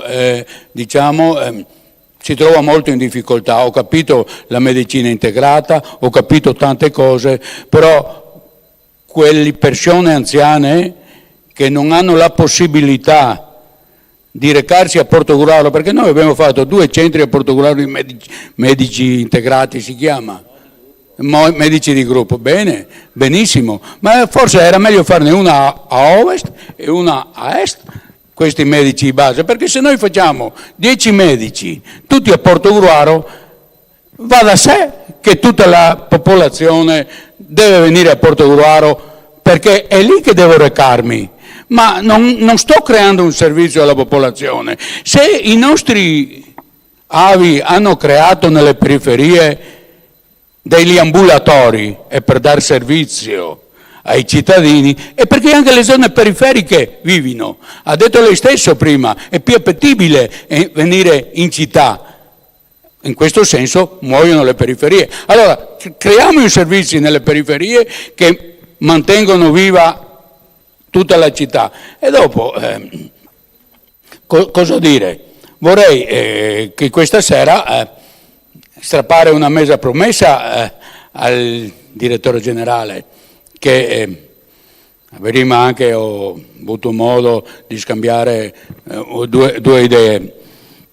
Dire, giusto fare quei centri di medicina integrale, ma direttore, abbiamo bisogno, perché abbiamo anziani, abbiamo gente, perché fa anche un ruolo sociale il dottore nei posti periferici. Quindi vorrei strappare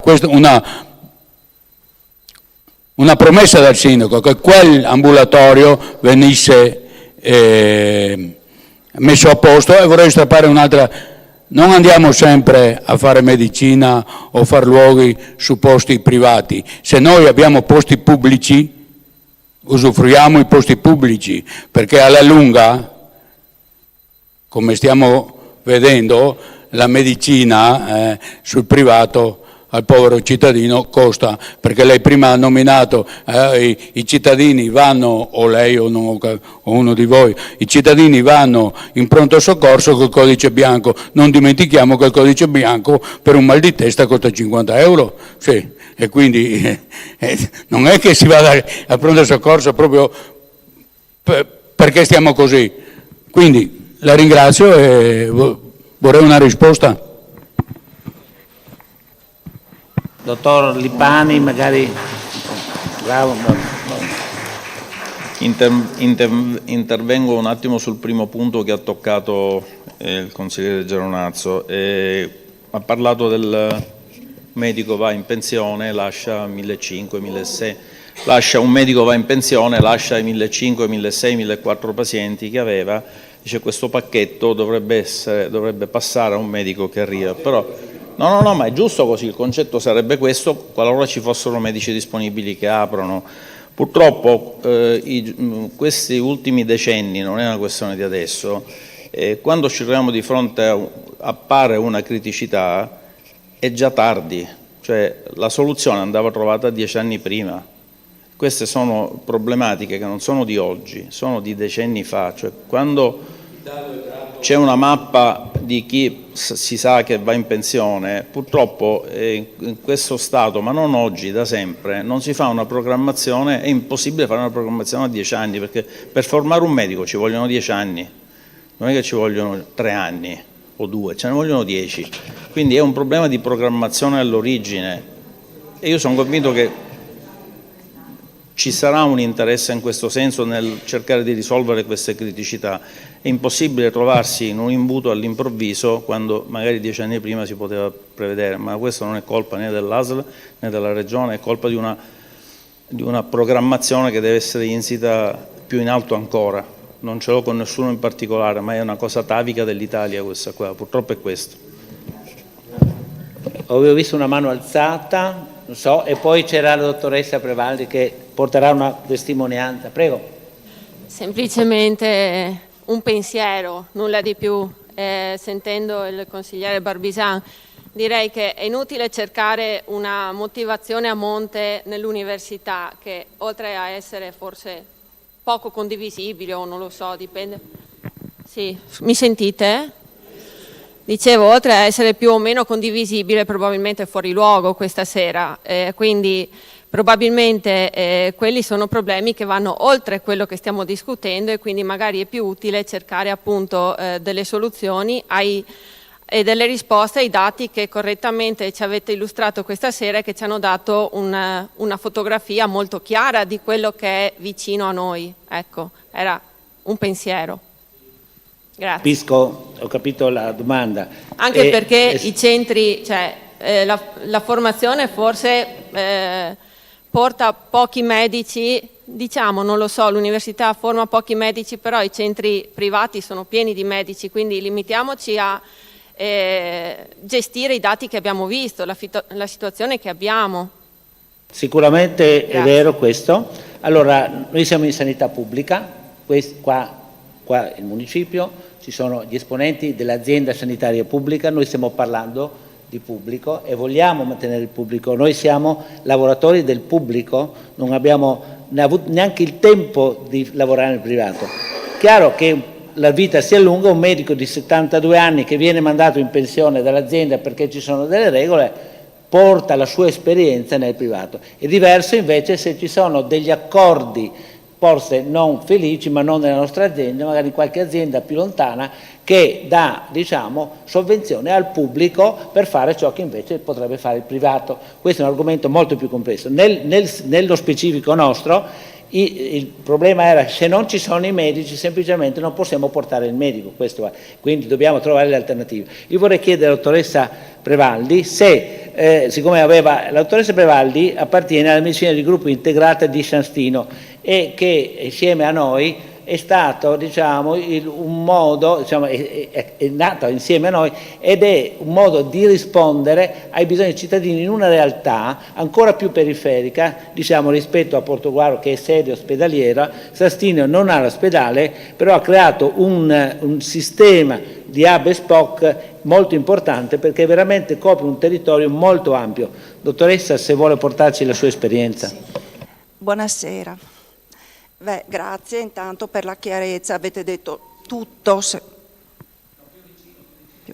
Ecco, mi sembra che abbiate detto tutto molto chiaramente. Volevo solo aggiungere la mia esperienza, che io faccio parte della medicina di gruppo integrata di San Stino, che è una struttura molto organizzata. Quando ho iniziato la mia attività di medico di medicina generale dopo un lavoro abbastanza lungo nell'ospedale di San Donà di Piave, mi è stato caldamente orientato l'accettare il fatto di avere come centro principale San Stino, ma c'era la salute da coprire che costituiva la maggior parte dei pazienti che io avrei acquisito. E questo derivava anche da una forte richiesta da parte della cittadinanza che chiedeva in modo pressante che fosse mantenuto, diciamo, la presenza del medico. Questo cosa significa nel mio lavoro? Che io ho quasi 1900 pazienti, di questi una fetta importantissima è di ultra 75 anni, più di 350, lavoro su 2 ambulatori e diciamo che non è un pacchetto, è un bel pacco questo di lavoro, però avendo ecco, metto nel pacco il fatto che secondo me e secondo noi la prossimità è un valore da mantenere. Detto questo, condivido pienamente i concetti del nostro direttore generale, che non siamo come 100 anni fa, ma la tecnologia e l'organizzazione sono evoluti, quindi cosa mi trovo? Alle spalle io ho una grande organizzazione, un ambulatorio aperto 8/20 con segreteria ed infermiere presente 8/20, ho segreteria anche alla salute 8 ore. Io e la collega copriamo 8 ore di ambulatorio al giorno. È chiaro che spostarsi a destra e a sinistra si lavora, però se per te è un valore e ti trovi, come diceva il dottor Toffolo, un contesto che ti mantiene, perché cioè, le persone apprezzano questo, e è un contesto pieno di valori, perché le persone hanno il valore di seguire l'anziano, di tenerlo a casa, e per un medico questo è importante. Quindi organizzazione, tecnologia e anche avere dei principi come medici, perché se noi pensiamo che questo vada fatto, si fa. In certi momenti ho avuto anche 2000 pazienti, ma pensavo, se c'è bisogno non posso girarmi dall'altra parte col Covid, cioè cerchi di esserci.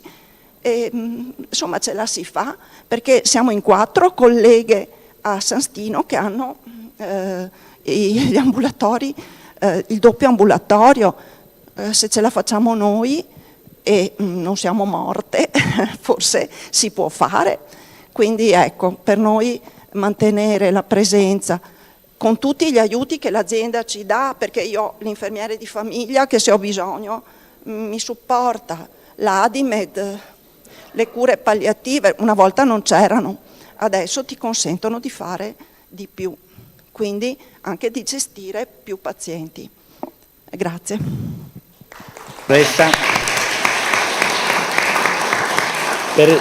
Per giusta informazione e pandanzo passo la parola velocemente alla consigliera. Portogruaro gestisce assieme al nucleo, sono 4 ambulatori periferici, abbiamo Giussago, Lugugnana, Concordia e Fossalta, quindi e Lison, perché Lison col dottor Mior abbiamo questo salto. Storicamente cosa succede nella storia? Va così, il dottore era lì e Portogruaro ha fatto sempre il doppio ambulatorio, anche lui e non vuole, è andato al di là dell'età concessa, ma c'è stato questi 2 anni in più e lui vuole per la sua frazione restare, perché c'è questo legame di cui parlava la dottoressa Prevalli. Prego, dottoressa Reghini. Grazie, buonasera a tutti. Io ringrazio sempre l'azienda sanitaria, il sindaco e il vice sindaco. Io però parto da una questione. Abbiamo, immagino, come amministrazione convocato voi come giunta a questo incontro perché si diano delle risposte / delle intenzioni, perché non è che si può rispondere ad un'esigenza in 2 minuti, questo penso nessun cittadino lo pretenda, ma rispetto a quello che può fare il comune in qualità di amministrazione rispetto a una risposta sanitaria. Io ringrazio chi è medico e che ha parlato e che da medico giustamente dà una risposta. Io sto attendendo la risposta dell'amministrazione. Allora, faccio delle domande ai medici. Io vorrei sapere quanti pazienti, utenti ha il dottor Driusso. Ne ha solo 1.500 o ne ha più di 1.500? Perché penso che forse in questi anni, proprio per la carenza di medici, siano forse anche più di 1.500. Questi utenti, questo pacchetto del dottor Driusso, sono già stati riassegnati? A che medico e se sono tutti coperti? No, a che medico, perché sono stati assegnati ad un medico perché poi interviene anche la privacy, non voglio sapere a che medico ma sono stati assegnati a pacchetto? Chiedo. Quanti di questi assistiti, perché giustamente io sono anche io sono a favore della telemedicina e anche dell'assistenza domiciliare, ho avuto esperienze dirette, so perfettamente qual è il lavoro che fanno da San Stino, mi pare che ci sia la prima nucleo di assistenza domiciliare, ma penso anche che l'assistenza domiciliare assistita, che sia legata a una difficoltà di deambulazione o peggio alla cura palliativa, perché siamo in un momento della vita diverso, debba essere prescritta, fra virgolette, da un medico. Quindi non è che un cittadino in automatico si autodichiara. Certo, quindi io voglio capire, in questo momento stiamo affrontando un problema che è quello che sta mancando un medico nella zona ovest. L'altro medico della zona ovest potrebbe andare in pensione nel giro di 2 anni, come ha detto il sindaco. Quindi come lavoriamo da qui a 2 anni? Quali sono le soluzioni reali che mettiamo in pratica per gestire questi servizi di prossimità? Bene, le cure palliative assistite, le cure assistite domiciliari, benissimo, ma chi è che questi utenti li assegna alle cure domiciliari? Altra domanda, qui prendo il dottor, il direttore. Io ricordo che lei è venuto qui a parlare degli investimenti un paio di anni fa del PNRR a livello di zona.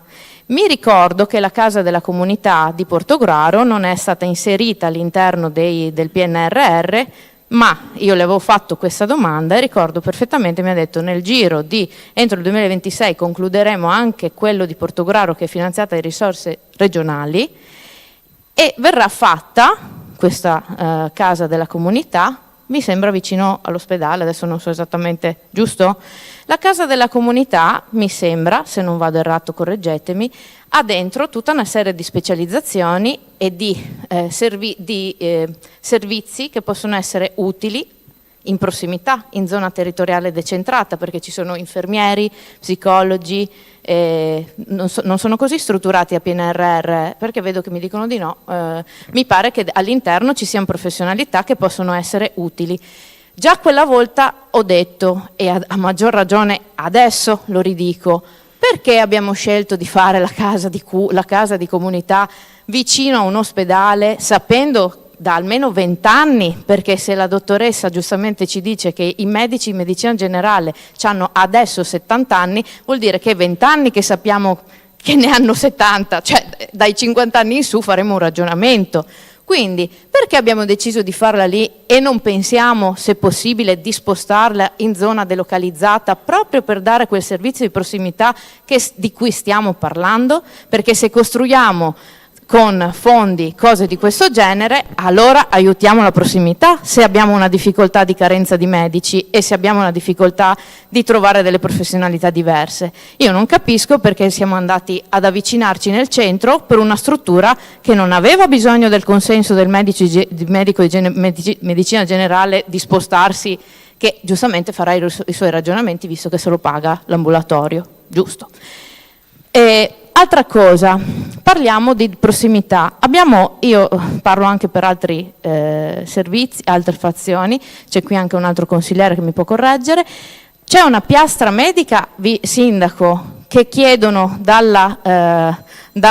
Lugugnana da diversi anni, io capisco che vi arrivano tutte, però questo è un servizio di prossimità che si può dare, che si può mettere, ci sono strutture comunali che possono essere attrezzate, ristrutturate, penso alla delegazione, penso via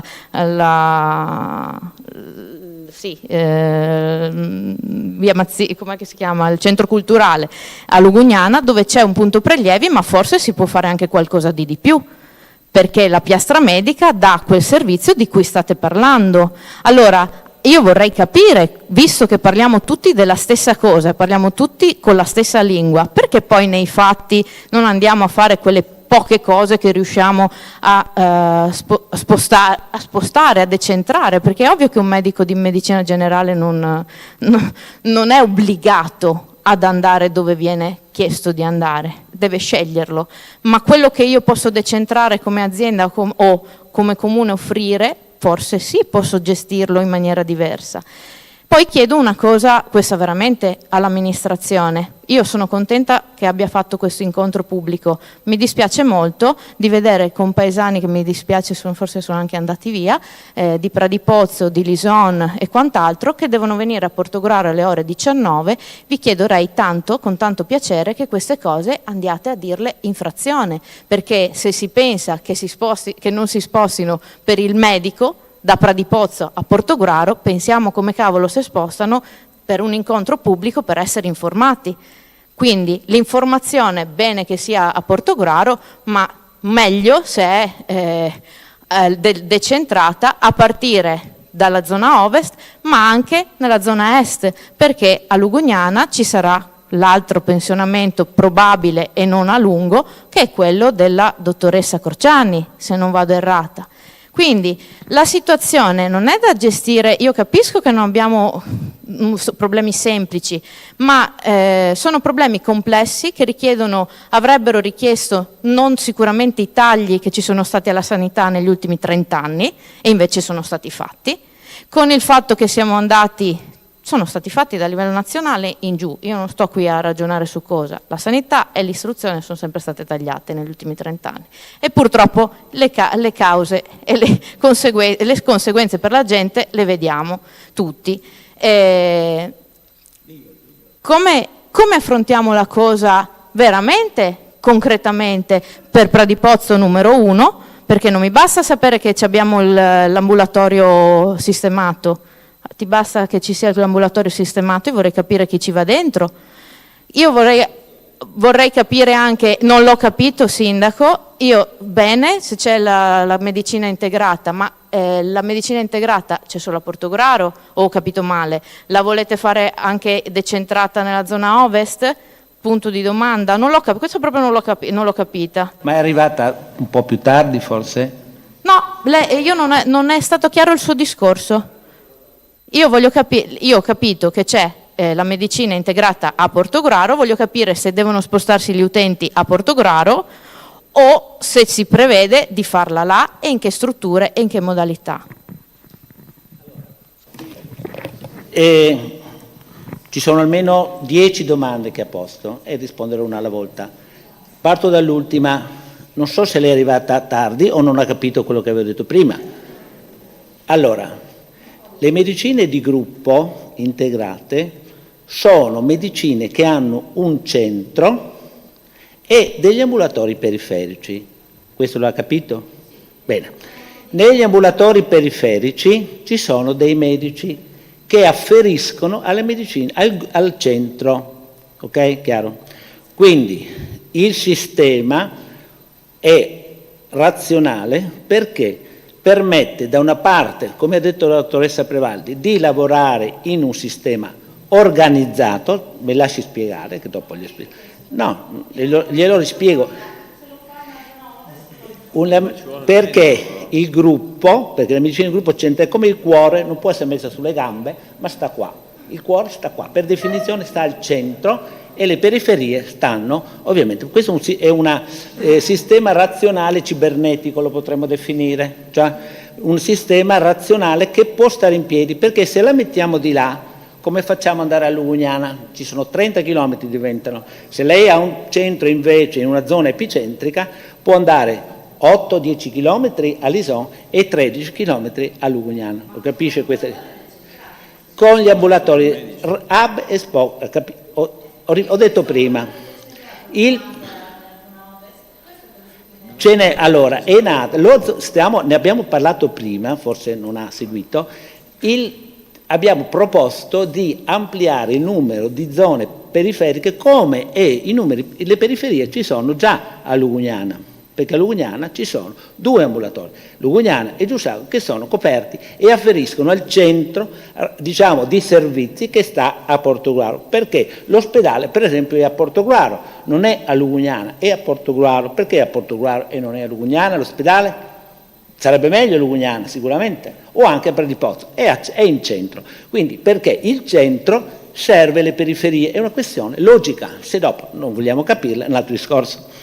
Detto questo, a Lison c'è già un ambulatorio periferico, il medico di Lison è 4 ore al giorno. Cosa succede se un paziente ha un problema di Lison? Cosa succede? Va a potrebbe non chiamare l'ambulanza, chiamare quello che è, oppure recarsi in qualche forma al centro del sistema integrato. Lì trovo comunque una risposta, c'è un infermiere, una segretaria e un medico sempre presenti. Quello che può succedere anche da Lugugnana, quindi 2 persone in periferia hanno una risposta centrale, mi pare logico e anche razionale. La proposta che avevamo fatto prima, non so se non l'ha seguita, forse non l'ha capita, era quella di inserire anche le 2 realtà di Summaga e di Mazzolada, o comunque intermedi, nel sistema integrato, proprio per dare questo tipo di risposta. Primo. Secondo, lei mi dice cosa fa l'amministrazione? Non è che metta a posto l'ambulatorio, no, perché tanto, vabbè, facciamo un bel ambulatorio. E che abbiamo un bel ambulatorio se abbiamo il medico?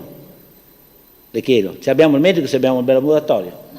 Non ce l'abbiamo, perché il medico, lo abbiamo detto dall'inizio, perché questa riunione? Per far capire a più persone possibili, anche le persone di Lugugnana, qual è il problema generale, perché questo problema si riproporrà fra un anno sul Maga e fra 2 anni a Lugugnana. Quindi questa riunione, poi verremo nelle frazioni a ripetere questi concetti, ma questa riunione serve a far capire a tutto il territorio qual è la situazione. Quindi sistemiamo benissimo l'ambulatorio di Mazzolada o di Pradipozzo, ma lì se non c'è il medico non c'è un bel ambulatorio, punto. Quindi, no, lei ha detto sistemi l'ambulatorio. Ci vuole, e il medico dove lo tiriamo fuori? L'amministrazione dove lo tira fuori il medico?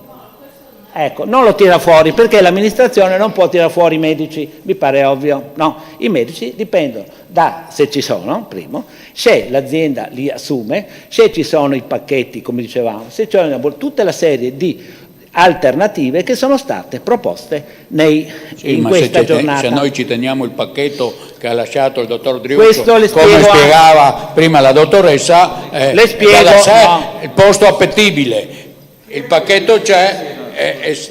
Il giorno dopo, ma no scusa, l'ho vissuta personalmente io questa roba. Allora, 1500, il giorno dopo il dottor Driusso decide dalla mattina alla sera, ascolta, dalla mattina alla sera decide di andare in pensione, dalla mattina alla sera. Ti spiego, il paziente cosa fa il paziente? Cosa fa il paziente che non ha più il medico? Va dove c'è un altro medico, non è un pacchetto quello lì, e il paziente può scegliere, non viene mandato, il paziente sceglie il medico. Io ho accolto 30 persone, quello è un altro discorso, quello del pacchetto riguarda la sostituzione. Lo spiega. Perché i pazienti non era di Pradipozzo, l'oggetto, era per farvi capire i massimali. Allora, anche il pacchetto non è il termine giusto, quindi l'abbiamo usato qua, non lo usiamo più. Cosa succede quando va in pensione un medico? Prima cosa, noi pubblichiamo ogni anno le cosiddette zone carenti. Le zone carenti sono il numero di ambulatori che restano liberi, che vengono calcolati sulla base, secondo l'accordo collettivo nazionale, su una base standard che adesso è di 1200, cioè noi diciamo dovremmo avere teoricamente un medico ogni 1200, tutti quelli che ci mancano possiamo pubblicarli, sono come dei concorsi, no? Mettiamo a concorso delle zone, ma noi nessuno in Italia le pubblica tutte perché sarebbero più di 40 per la nostra azienda, quindi ogni anno ne pubblichiamo un certo numero, cercando di concentrarci per non disperdere poi i possibili destinatari dove abbiamo veramente delle carenze. Su Portuguaro ne abbiamo pubblicate 7 nell'ultima pubblicazione di novembre, 7 zone carenti pubblicate, quindi 7 medici teoricamente avrebbero potuto arrivare, ne arriverà uno, che già è tanto, perché abbiamo pubblicato complessivamente, mi pare, 24 zone carenti e ne abbiamo presi 5 medici, quindi questo è il rapporto. Cosa succede di quelli che restano senza medico nel momento in cui il medico va in pensione improvvisamente, come in questo caso, e nell'ambito c'è ancora spazio, perché prima ci sentivamo, no? Avevamo 3.000, questi pazienti qua vanno a scegliere. Io non posso darli tutti neanche a un incaricato, perché nell'ambito c'è spazio. Invece in alcune zone diverse, questo è stato fatto, in alcune zone dove non c'era spazio, il cittadino gli mandavo la lettera e c'era scritto sotto vai a scegliere, certo, questo è stato fatto, ed questo non è un vezzo, è quello che è previsto dall'accordo. Dobbiamo fare così. Solo se non c'è posto, io mando una lettera in cui c'è scritto: a te, Simona Sforzin, il tuo medico è andato in pensione, ti assegno la dottoressa Pinco Palla. E vai. Dopo, se non ti piace, puoi sempre cambiarla, però ti garantisco che anche se non c'è posto, ti do comunque. L'incarico provvisorio è un'altra cosa ancora. Ne stiamo trovando sempre meno, quindi va in pensione qualcuno, io prendo un medico che glielo incarico per un certo tempo, gli do tutti quegli assistiti là finché arriva il titolare, ma questa cosa sta diventando molto difficile e questo anche è utile, ma facciamo fatica a farlo. Sì, dopo penso che siamo anche in chiusura. Allora, sulla casa della comunità, ecco, è importante invece che sia chiaro questo aspetto qua, no? Poi non andiamo fuori con magari un pensiero che non è quello reale. Allora, le case di comunità offrono servizi di prossimità, è vero, ma non significa che li offrono a casa del paziente, perché come è stato detto, i servizi a domicilio si fanno con altre modalità. Le case di comunità devono essere, siccome servono una popolazione che oscilla tra i 40, 50, 60 mila abitanti, tutte le case di comunità sono abbastanza centrali, perché se la mettessimo anche in periferia vuol dire che tutta la popolazione di riferimento dovrebbe spostarsi verso quel punto lì, quindi tutte le aziende in tutta Italia hanno cercato di tenerle quanto più centrali possibili. Dopo da lì i professionisti possono anche andare a casa, medici, infermieri, terapisti, uscendo da lì possono anche andare a casa e garantire la prossimità. Diversa la prossimità del medico di medicina generale con l'ambulatorio periferico, che quella continua e continuiamo a perseguirla. È vero che è di fronte all'ospedale, ma anche San Donà ce l'ha di fronte e anche Jesolo, però fanno due lavori diversi. L'ospedale fa un lavoro, la casa della comunità ne fa un'altra, non devono assolutamente sovrapporsi, quindi fanno due funzioni diverse. Il collegamento con l'ospedale c'è perché soprattutto medici di medicina generale o specialisti che lavorano in case di comunità dialogano con i colleghi dell'ospedale, ma anche senza vedersi, lo fanno con la telemedicina e con le tecnologie, insomma, che abbiamo a disposizione. Quindi, e per questo è stata pensata il silos, perché il silos di fatto ha già tutte le caratteristiche, cioè se noi domani mattina scriviamo fuori casa della comunità, l'unica cosa che manca è la presenza dei medici di medicina generale, che però insomma non è che non ci siano, sono là vicino. Per il resto tutti i servizi previsti ci sono già dentro. E quindi abbiamo fatto questa scelta perché non sperperando risorse riusciamo ad avere una struttura bella, grande, con tanti servizi dentro, perché c'è guardia medica, l'ADI, c'è di tutto, che insomma può garantire al territorio di Portogruaro tutto, perché San Michele ne ha un'altra, Caorle ne avrà un'altra, quei servizi che sono tipici di quel tipo di struttura là. Impegni che può prendersi l'azienda, poi al di là della mezza promessa, che per diventare promessa intera serve un'altra mezza che qualcun altro deve dare. Allora è chiaro che l'impegno che ha l'azienda è quello di cercare medici, sempre, costantemente, senza sosta, nel senso che quando ci sono o con incarico o tempo pieno noi dobbiamo portarli a casa. Offrire le postazioni che abbiamo, nel senso che l'azienda, ma l'ho già detto, come anche il comune, spingono per andare a posizionare i medici dove magari è più importante che ci siano. Dopo, in questa spinta, alla fine è il medico che sceglie. Avere le integrate piuttosto che medicine di gruppo è una grande opportunità, perché sono elementi che attraggono i medici giovani, nel senso che piuttosto che andare a lavorare da soli, se tu offri la medicina di gruppo o l'integrata, diventa un elemento di attrazione, quindi dobbiamo mantenerle. Tutt'al più quello che si può fare, quello che si fa, è proporre al medico di entrare in medicina di gruppo o in integrata, garantendo ambulatori in periferia, quello che diceva prima la dottoressa, che anche il dottor Toffolo ha ricordato. Quindi agganciare questo impegno che chiediamo aggiuntivo alla possibilità di stare in gruppo e quindi di avere infermieri o personale di studio che chiaramente agevolano notevolmente l'attività dei medici, perché ecco, non dimentichiamoci che noi abbiamo tanti medici, ancora abbastanza medici singoli, che hanno deciso di restare singoli perché magari devono andare in pensione, perché non si trovavano nel gruppo e n motivi, e che quindi devono farsi carico di un'attività anche di tipo amministrativo che porta via del tempo importante alla cura, no? Quindi noi invece spingiamo perché vadano in medicina di gruppo, perché stare in medicina di gruppo vuol dire avere anche personale di segreteria che fa tutto il lavoro amministrativo, che è importantissimo, anche il contatto con i pazienti,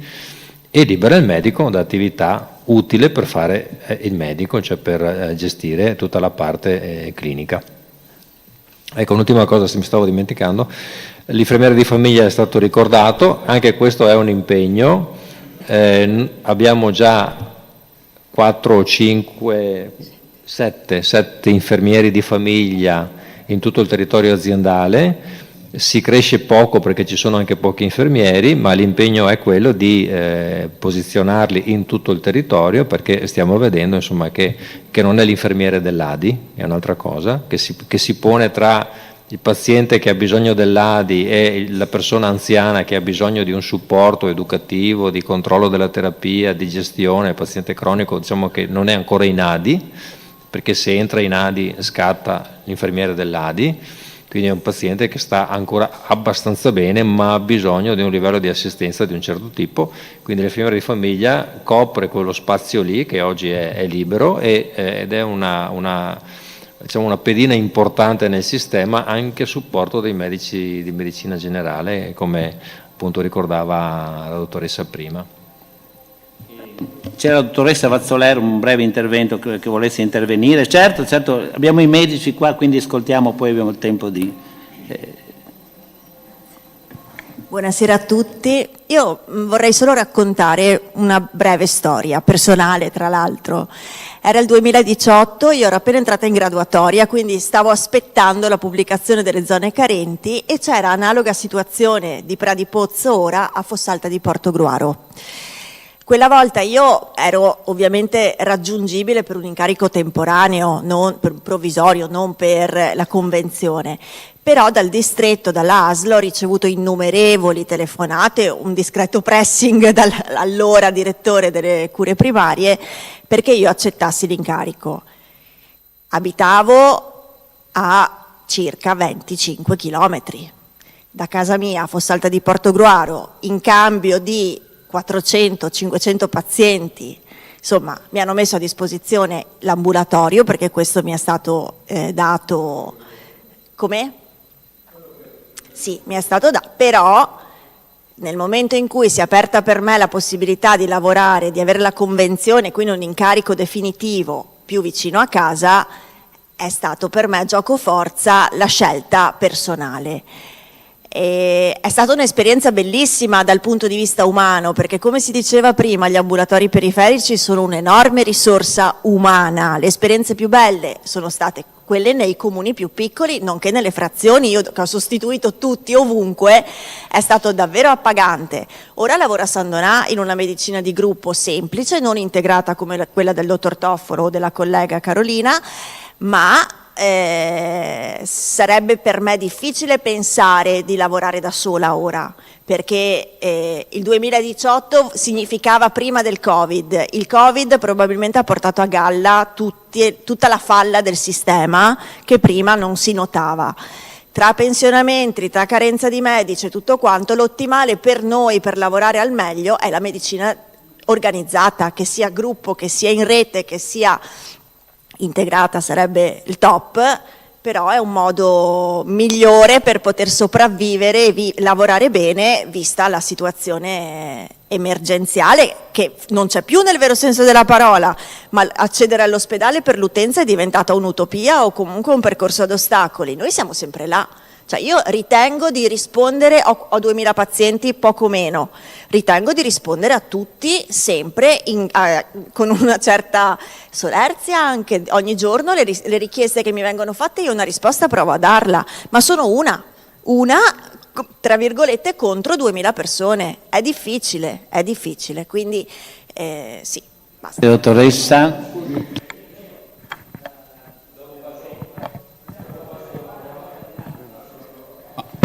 Dopo passo la parola al mio collega. Io dicevo, ho capito, ma mi rivolgo a chi è nella medicina integrale, che il medico integrata, il medico è fondamentale in periferia. Se non possono quei medici venire tutta la settimana, basta una volta alla settimana, 2 ore. Per la periferia è vita ed è fondamentale. Questo chiede i cittadini, capiscono anche loro che mancano medici, capiscono tutta la problematica, ma siamo noi che a volte dobbiamo capire loro, dire guardate, più di una volta alla settimana, 2 ore, non possiamo, allora diamo un po' di vicinanza al cittadino, altrimenti il cittadino si sente sempre abbandonato a se stesso e non sa dove andare a rispondere.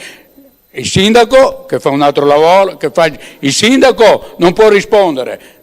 Se andiamo all'ASL, cioè per un cittadino comune, diciamo, non critica, però è difficile andare a portare la propria idea in quel palazzo, diciamo. Grazie. Adesso passo la parola alla consigliera. Buonasera a tutti, si è fatto tardi quindi cercherò di essere velocissima, esatto. Ringrazio il sindaco e il vice sindaco e ringrazio il dottor Filippi e la dottoressa Sforzin anche per il quadro che ci hanno dato e che consente oggettivamente di inserire il problema locale che stiamo vivendo in una questione più generale, credo fosse questo l'obiettivo dell'incontro. Ritengo però anche che li ringrazio perché da un lato ci hanno anche consentito di avere un po' sul tavolo tutte le sfide anche che ci sono in campo per il futuro, appunto la telemedicina, le medicine, i gruppi medicina di gruppo e medicina integrata, quindi ci fa ragionare un po' su quello che è il futuro, però è ovvio che siamo qui a Portogruaro e il compito che abbiamo, almeno insomma noi amministratori, è quello di capire come l'amministrazione comunale può insieme all'azienda sanitaria provare a trovare delle soluzioni concrete.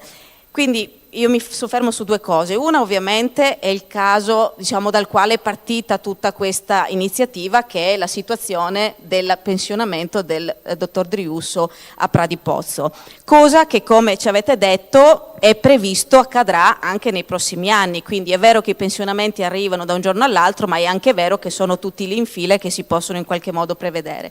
Se non ho capito male, quindi correggetemi se sbaglio, ad oggi per i pazienti del dottor Driusso non c'è una soluzione.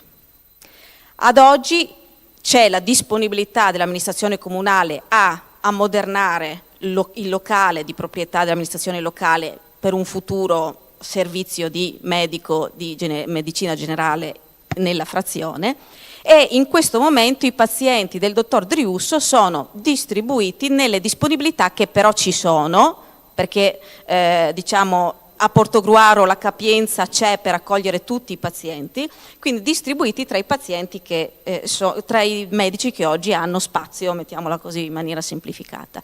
Quindi ad oggi i pazienti di Pradipozzo non hanno alternative che non spostarsi da lì. L'amministrazione comunale, la domanda che mi faccio io e che al quale cerco di dare una risposta è: l'amministrazione comunale può far sì che in un breve futuro invece questi pazienti possano tornare ad avere il servizio in frazione e non doversi spostare? C'è una capienza, quindi è una questione organizzativa. Può, insieme ai medici che hanno accolto questi pazienti o che accoglieranno questi pazienti, trovare all'interno del sistema di medicina integrata, come diceva lei sindaco, può trovare la disponibilità di uno di questi medici di spostarsi fisicamente in frazione ad orari parziali ad accogliere e ricevere questi pazienti? Perché prima ci portavate l'esempio virtuoso di San Stino di Livenza, però giustamente la dottoressa faceva cenno ad un ambulatorio alla salute, quindi fisicamente la medicina integrata è diffusa e funziona se fisicamente il medico si sposta e va anche nella frazione di La Salute. Quindi il ragionamento che oggi dobbiamo fare: è possibile pensare che in un futuro una riorganizzazione, una redistribuzione dei pazienti consenta che un medico accolga quei pazienti e si sposti a Pradipozzo? Credo che sia questa la domanda che le persone vorrebbero, a quali le persone vorrebbero avere risposta. Poi la seconda cosa, no, non si infervori, dottor. Sì, no, ma mi fa piacere, se ce l'abbiamo, credo che andiamo tutti a casa più soddisfatti. Quindi se l'amministrazione comunale è in grado, non subito ma nel breve, insieme all'ASL, all'ULS, di riorganizzare la distribuzione dei pazienti e garantire il servizio a Pradipozzo. La seconda cosa, che invece è più generale, perché come dite oggi parliamo di Pradipozzo, domani parleremo di Giussago, di Lugugnana e via dicendo. Sappiamo benissimo che qui a Portogruaro, scusatemi se io tengo il discorso su Portogruaro, ma qui noi siamo amministratori locali, quindi dobbiamo occuparci del nostro territorio. Qui a Portogruaro noi non decideremo mai il numero dei medici, no? Il numero dei medici, avete detto, è un problema e non dipende da noi. Tra l'altro, È nazionale, esattamente, e non è stato abolito il numero chiuso, questo è bene anche che facciamo chiarezza, perché un disegno di legge diciamo che è passato in commissione al Senato prevede comunque i test diciamo un test dopo 6 mesi di frequenza del corso, quindi il numero chiuso non è stato abolito. Ma al di là di questo non è un problema che possiamo affrontare noi, è inutile che ci scervelliamo. Quello che però un'amministrazione locale può fare è cercare di influenzare la scelta del dove, cioè noi non possiamo decidere quanti medici, ma possiamo cercare di attirare, mi pare che questo sia una parte anche del discorso che faceva il dottor Filippi alla fine, di attirare i medici che si affacciano a garantire il servizio di medicina generale nel nostro territorio. E io credo che sia questa la sfida che un'amministrazione locale deve porsi oggi. Come posso fare in modo che i medici che si affacceranno a dare il servizio scelgano di venire a Portogruaro e non andare da un'altra parte? Una è sicuramente, come diceva il dottor Filippi, quella di garantire le medicine integrate, perché diceva uno dei modi è questo. L'altro, mi chiedo, si possono, e credo di sì, immaginare altre azioni per cercare di attrarre i medici qui a Portogruaro? Soluzioni per esempio di tipo abitativo. Pensare che un medico nuovo che viene anche da fuori territorio per il primo anno, per i primi 2 anni abbia un alloggio con un garantito, con un affitto calmierato che gli garantisca poi di trovare un'abitazione permanente per la famiglia, perché di solito un medico di medicina generale poi si stabilizza e vive in questo paese. È possibile immaginare una serie di azioni che quindi stanno in capo all'amministrazione locale in accordo con l'ASL per far sì che Portogruaro diventi attrattiva e non resti una periferia, perché pur essendo cittadina se restiamo periferia, che non sarà mai attrattiva per i nuovi medici che si affacciano nel sistema sanitario. Io credo che queste 2 siano le sfide, una molto locale su Pradipozzo, ma l'altra che sia quella di dire come supportiamo l'azienda sanitaria per far sì che i prossimi bandi, avvisi non vadano deserti come sono andati finora. Grazie. Qua mi impone la risposta, direi. Ricordo che la medicina di gruppo integrale di Portogruaro ha 5 ambulatori periferici, sta già rispondendo all'esigenza di prossimità come sta facendo, né più né meno di come sta facendo San Stino. Chi è che va a Lison? Chi è che è a Giussago? Chi è che è a Lugugnana? Chi è che è a Concordia? Chi è che è a Fossalta? Questi sono ambulatori periferici, di prossimità periferica, quindi la risposta c'è già. Si tratta di vedere se troviamo un medico che viene anche a... questo lo fa. Il medico non dipende da noi e quindi faremo quello che si può fare, ovviamente dargli un ambulatorio, lo abbiamo detto prima, a canone calmierato, perché non si può regalare, questo il consigliere Geronato lo sa bene, perché si ricorda quando dovevamo dare 4 lire al dottor Farmani, cosa è venuto fuori? Quali incompatibilità c'era di elargizione ad un medico che si diceva era privato? Quindi come fa il comune a dare soldi ad un privato? Se lo ricordi bene? Certo, ma non glieli abbiamo dati, abbiamo dato una forma di facilitazione. Quindi attenzione a dare al privato un alloggio gratuitamente. Vedi questo? Quindi il comune, soldi pubblici, devono dare ad un privato. Diverso è lo studentato, il medico diciamo, che paga però un affitto, quindi la possibilità di avere un canone calmierato e possiamo, ma guai a dare soldi pubblici ad un privato, lo abbiamo già detto nella precedente consigliatura, se lo ricorda bene, basta. Quindi sono strumentali queste situazioni, quindi la risposta semplicemente è questa, vediamo di trovare un medico che uno ne è arrivato, che arriverà diciamo nella zona della TS, no la TS, la FT numero 6, Portogruaro, Concordia, abbiamo un medico, lo smembriamo, non so, ci sono 6 situazioni di questo tipo. Come si fa? La fantasia non ci mancherà, però uno ne abbiamo, quindi dovremo cercare di lavorare con quegli strumenti che ho detto prima per dare comunque una risposta di salute, cercando sicuramente l'azienda ce la metterà tutta per cercare di coinvolgere questa persona a venire qui, ma ci sono già pazienti medici che lavorano a Portogruaro ai quali è stato chiesto di andare, ma non sono andati perché l'ambulatorio era caro o meno, non sono andati per motivi personali. Quindi io su questo mi fa... Se non ci vanno loro, se non c'è la allora il problema qual è? Che non ci sono i medici, lo vogliamo capire questa cosa, che non ci sono i medici, quindi è un dato di fatto unico. Poi noi cercheremo di convincere il più possibile i medici ad andare in periferia, perché questo succederà naturalmente quando ci saranno più medici di quelli che servono. No, in maniera molto sintetica lo stesso. Allora, ringrazio la dottoressa perché ha spiegato molto bene. Su 7 posti abbiamo avuto la risposta per 1. Punto. Bon. Altro aspetto. Qualcuno si ponga una domanda: perché i medici che vanno in pensione dall'ospedale, quindi dalla sanità pubblica, vanno a lavorare nelle cliniche private? Perché poi dicono ma vanno là a lavorare. Perché rispettosi delle leggi si va a lavorare dove la legge te lo permette. Non voglio far nomi. Altro aspetto, qualche medico si licenzia dall'ASL, posto pubblico, posto garantito, e va a fare il medico di base. Cosa significa questo? Dal punto di vista, scusate la banalità del portafoglio a questo punto, no?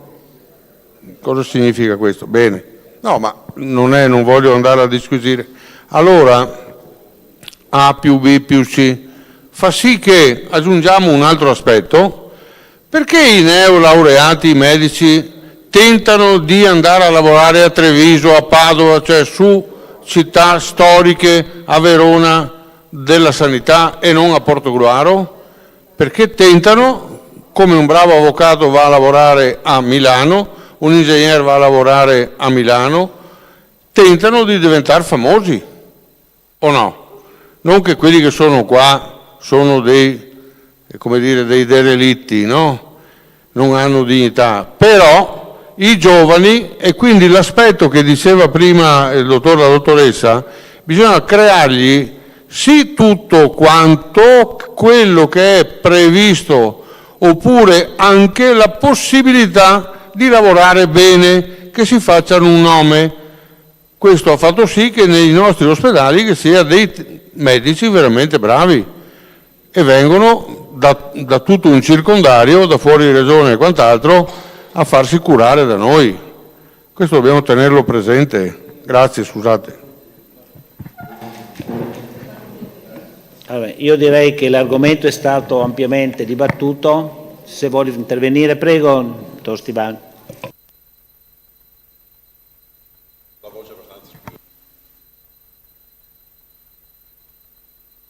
Approfitto anche dello strumento. Molto semplicemente, da cittadino che ovviamente ha ascoltato con attenzione tutte quante le motivazioni che sono emerse questa sera, che ha un percepito molto diverso da quello che sono le intenzioni espresse nei vari interventi. Il percepito qual è? Che il tutto si muove attorno al business, qualcuno lo ha detto, ischei, e che non trova scandaloso però aiutare i medici che già, a mio avviso, quando hanno scelto di fare questa professione, hanno scelto di essere prossimi alla gente, di aiutare il suo prossimo, sì, stavo dicendo, ad essere aiutati a fare delle scelte ulteriori più vicine al suo prossimo, per andare in periferia. Non trovo scandaloso che ci siano degli aiuti economici magari per la benzina, non lo so, la butto lì, è solo una provocazione. Perché? Perché è vero che le medicine integrate danno delle sinergie e danno delle garanzie di continuità del servizio, ma allo stesso tempo creano anche delle sinergie economiche e quindi possono essere comunque ribaltate nell'utenza, nel paziente. Quindi Le soluzioni non le ho in tasca. Sicuramente l'ASL di queste situazioni non è la prima volta che si trova ad affrontarle. Ha trovato delle soluzioni nel territorio di tutto quanto l'ASL, perché ricordo qualche anno fa tutta la zona del San Donatese che aveva lo stesso identico problema, se non sbaglio, e lì sono state trovate delle soluzioni. Non vedo perché non possono essere replicate anche nel nostro territorio, non vedo perché non possono essere utilizzate delle forme nuove per cercare di risolvere i problemi nel territorio, e finalizzate tutte quante ad essere vicini alle persone che hanno più bisogno. Perché qualcuno ha fatto una battuta prima, se al momento non avevamo la montagna avevamo Maometto o viceversa, perché questi sono quelli proprio i pazienti più fragili. L'utilizzo dei servizi domiciliari, ma ben venga, sono ottimi, sono fatti veramente bene, ma devono essere attivati comunque da un medico, da qualcuno che come diceva prima la Reghini, che li indica. Allora, è un processo che va fatto in maniera sinergica da una parte e dall'altra. Anche il cittadino ha l'obbligo di innovarsi, anche il cittadino ha l'obbligo di accettare le nuove sfide, ma anche chi è a servizio dei cittadini deve accettare che deve aiutare questo processo.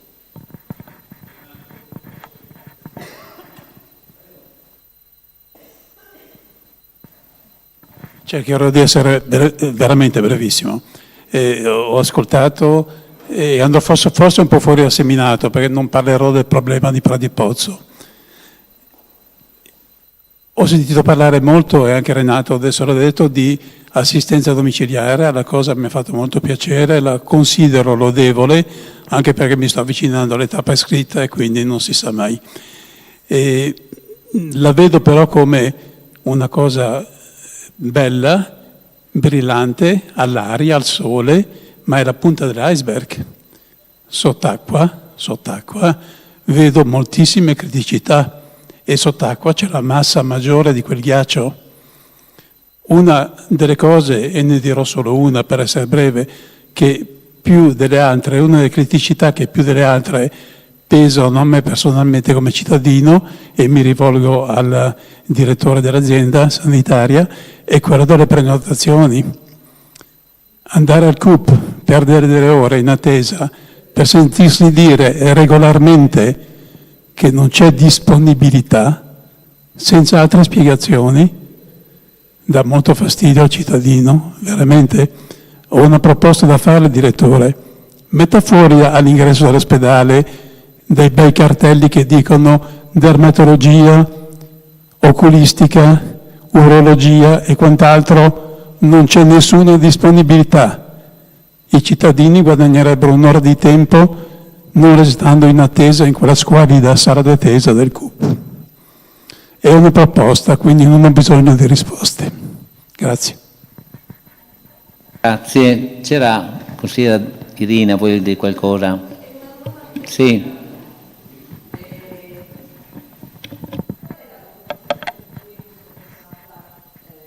L'attivazione di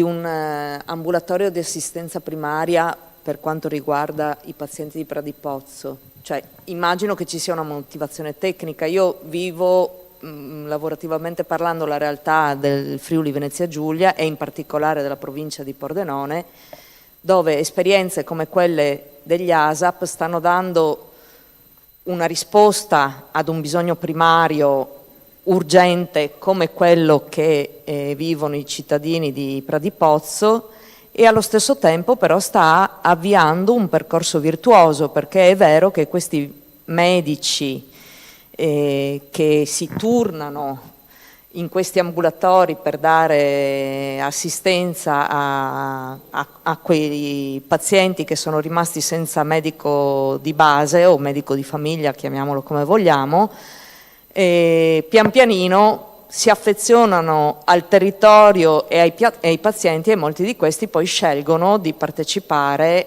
al bando che assegna quei pazienti, e sono quasi tutti ambulatori attivati in territori particolarmente depressi dove è molto difficile trovare il professionista che sceglie di andare a lavorare in quel territorio, no? Per cui la domanda banalissima è: quali sono le motivazioni tecniche per cui l'azienda non ha pensato di attivare questo tipo di servizio? Sì, lascio alla dottoressa rispondere, però per quello che diceva il signore prima, ecco, non è che non vuole risposta, perché dopo il silenzio equivale all'assenso. Allora, l'anno scorso avevamo 70.000 prestazioni in galleggiamento, effetto del Covid, quest'anno ne abbiamo 4.500, quindi non può essere che tutte le prestazioni non trovano risposta, non esiste, questa è una bugia. Per quanto riguarda le motivazioni, se si comprende il fatto che mancano medici di medicina generale, allora penso che si possa anche comprendere il fatto che mancano dermatologi, qui come in tutta Italia, mancano altre discipline qui come in tutta Italia. Allora, se qualcuno pensa che le prestazioni non vengono erogate perché l'azienda non ha voglia di fare il suo dovere, perché i medici non hanno voglia di fare il loro dovere, perché il CUP non vuole dare risposta, siamo fuori strada o qualcuno cerca di portarci fuori strada. Lei immagina che gli operatori del CUP non le darebbero una risposta e un appuntamento se avessero la possibilità di darle la risposta e l'appuntamento, o pensa che lo facciano così perché per dispetto? Non danno l'appuntamento perché non ci sono i medici, perché se avessimo i professionisti sicuramente li metteremo negli ambulatori, sicuramente darebbero le risposte, ma come mancano i medici di base, ancor di più su alcune discipline mancano i professionisti, questo è il punto. Non è che ci sia una risposta a una domanda, è la realtà. Se si comprende la realtà della medicina generale, se si condivide il fatto che mancano in assoluto medici in Italia e per alcune specialità sono prossimi allo zero, in medicina d'urgenza le scuole di specialità su 90 posti credo che ne abbiano coperti 1 o 2 quest'anno, ecco, è chiaro che se si comprende questo si comprende anche il fatto che se il medico prescrive un esame, purtroppo la risposta non è immediata, purtroppo. Arriva ma non immediatamente, ma non è certamente per scarsa volontà di chi organizza o del medico che non ha voglia di lavorare o degli operatori che non vogliono dare gli appuntamenti, tutto qua. Ma anche per risposte a prescrizione a un anno? Voglio dire che ci sono dei controlli che faccio periodicamente, prescritti dai vostri stessi medici dell'ospedale, poi confermati ovviamente come prescrizione dal mio medico curante, a un anno di tempo e non si riesce ad avere una risposta. È sempre una visita, capisce? E tra l'altro, in maniera molto banale, non c'è disponibilità, non vedo niente sul computer, queste sono le risposte che otteniamo.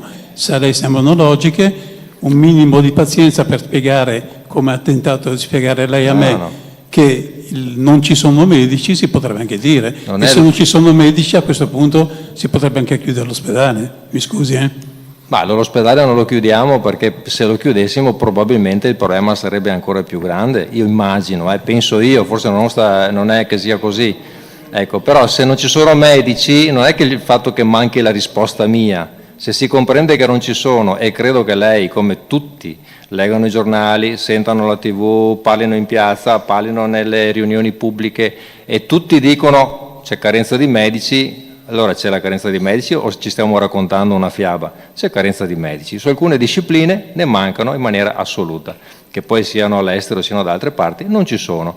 Se si possono assumere noi li assumiamo, ma se non ci sono. Allora è chiaro che se il numero non consente di rispondere, probabilmente vale per le prime visite, purtroppo vale anche per i controlli. Io ripeto, non credo che i medici non abbiano voglia di fare il loro lavoro e siano lì in ospedale che guardano fuori dalla finestra per aspettare il 27.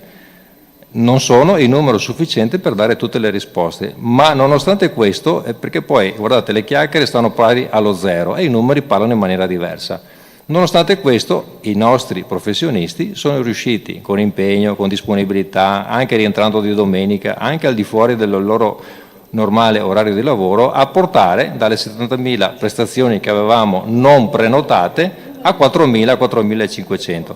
Sono tante, perché dobbiamo arrivare allo zero, sono tante, però non è semplice.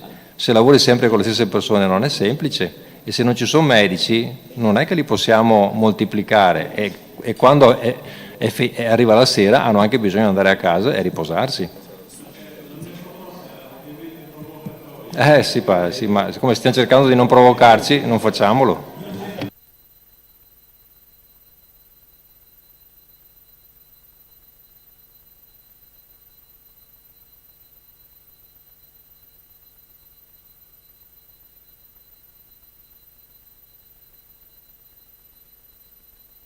Velocemente una risposta sull'ambulatorio di assistenza primaria sperimentale che ci sta dando soddisfazioni a San Michele. Abbiamo potuto farlo lì con 5 medici di continuità assistenziale, confidando che si affezionino, come diceva lei, anch'io confido che poi gli piaccia e qualcuno decida di restare, perché quello è un ambito completamente scoperto dove non c'era più nessun posto di capienza e queste sono le condizioni, perché questa è l'estrema ratio per l'accordo. Quindi, mentre qui l'ambito, come abbiamo sentito, aveva ancora capienza, quindi non si poteva fare.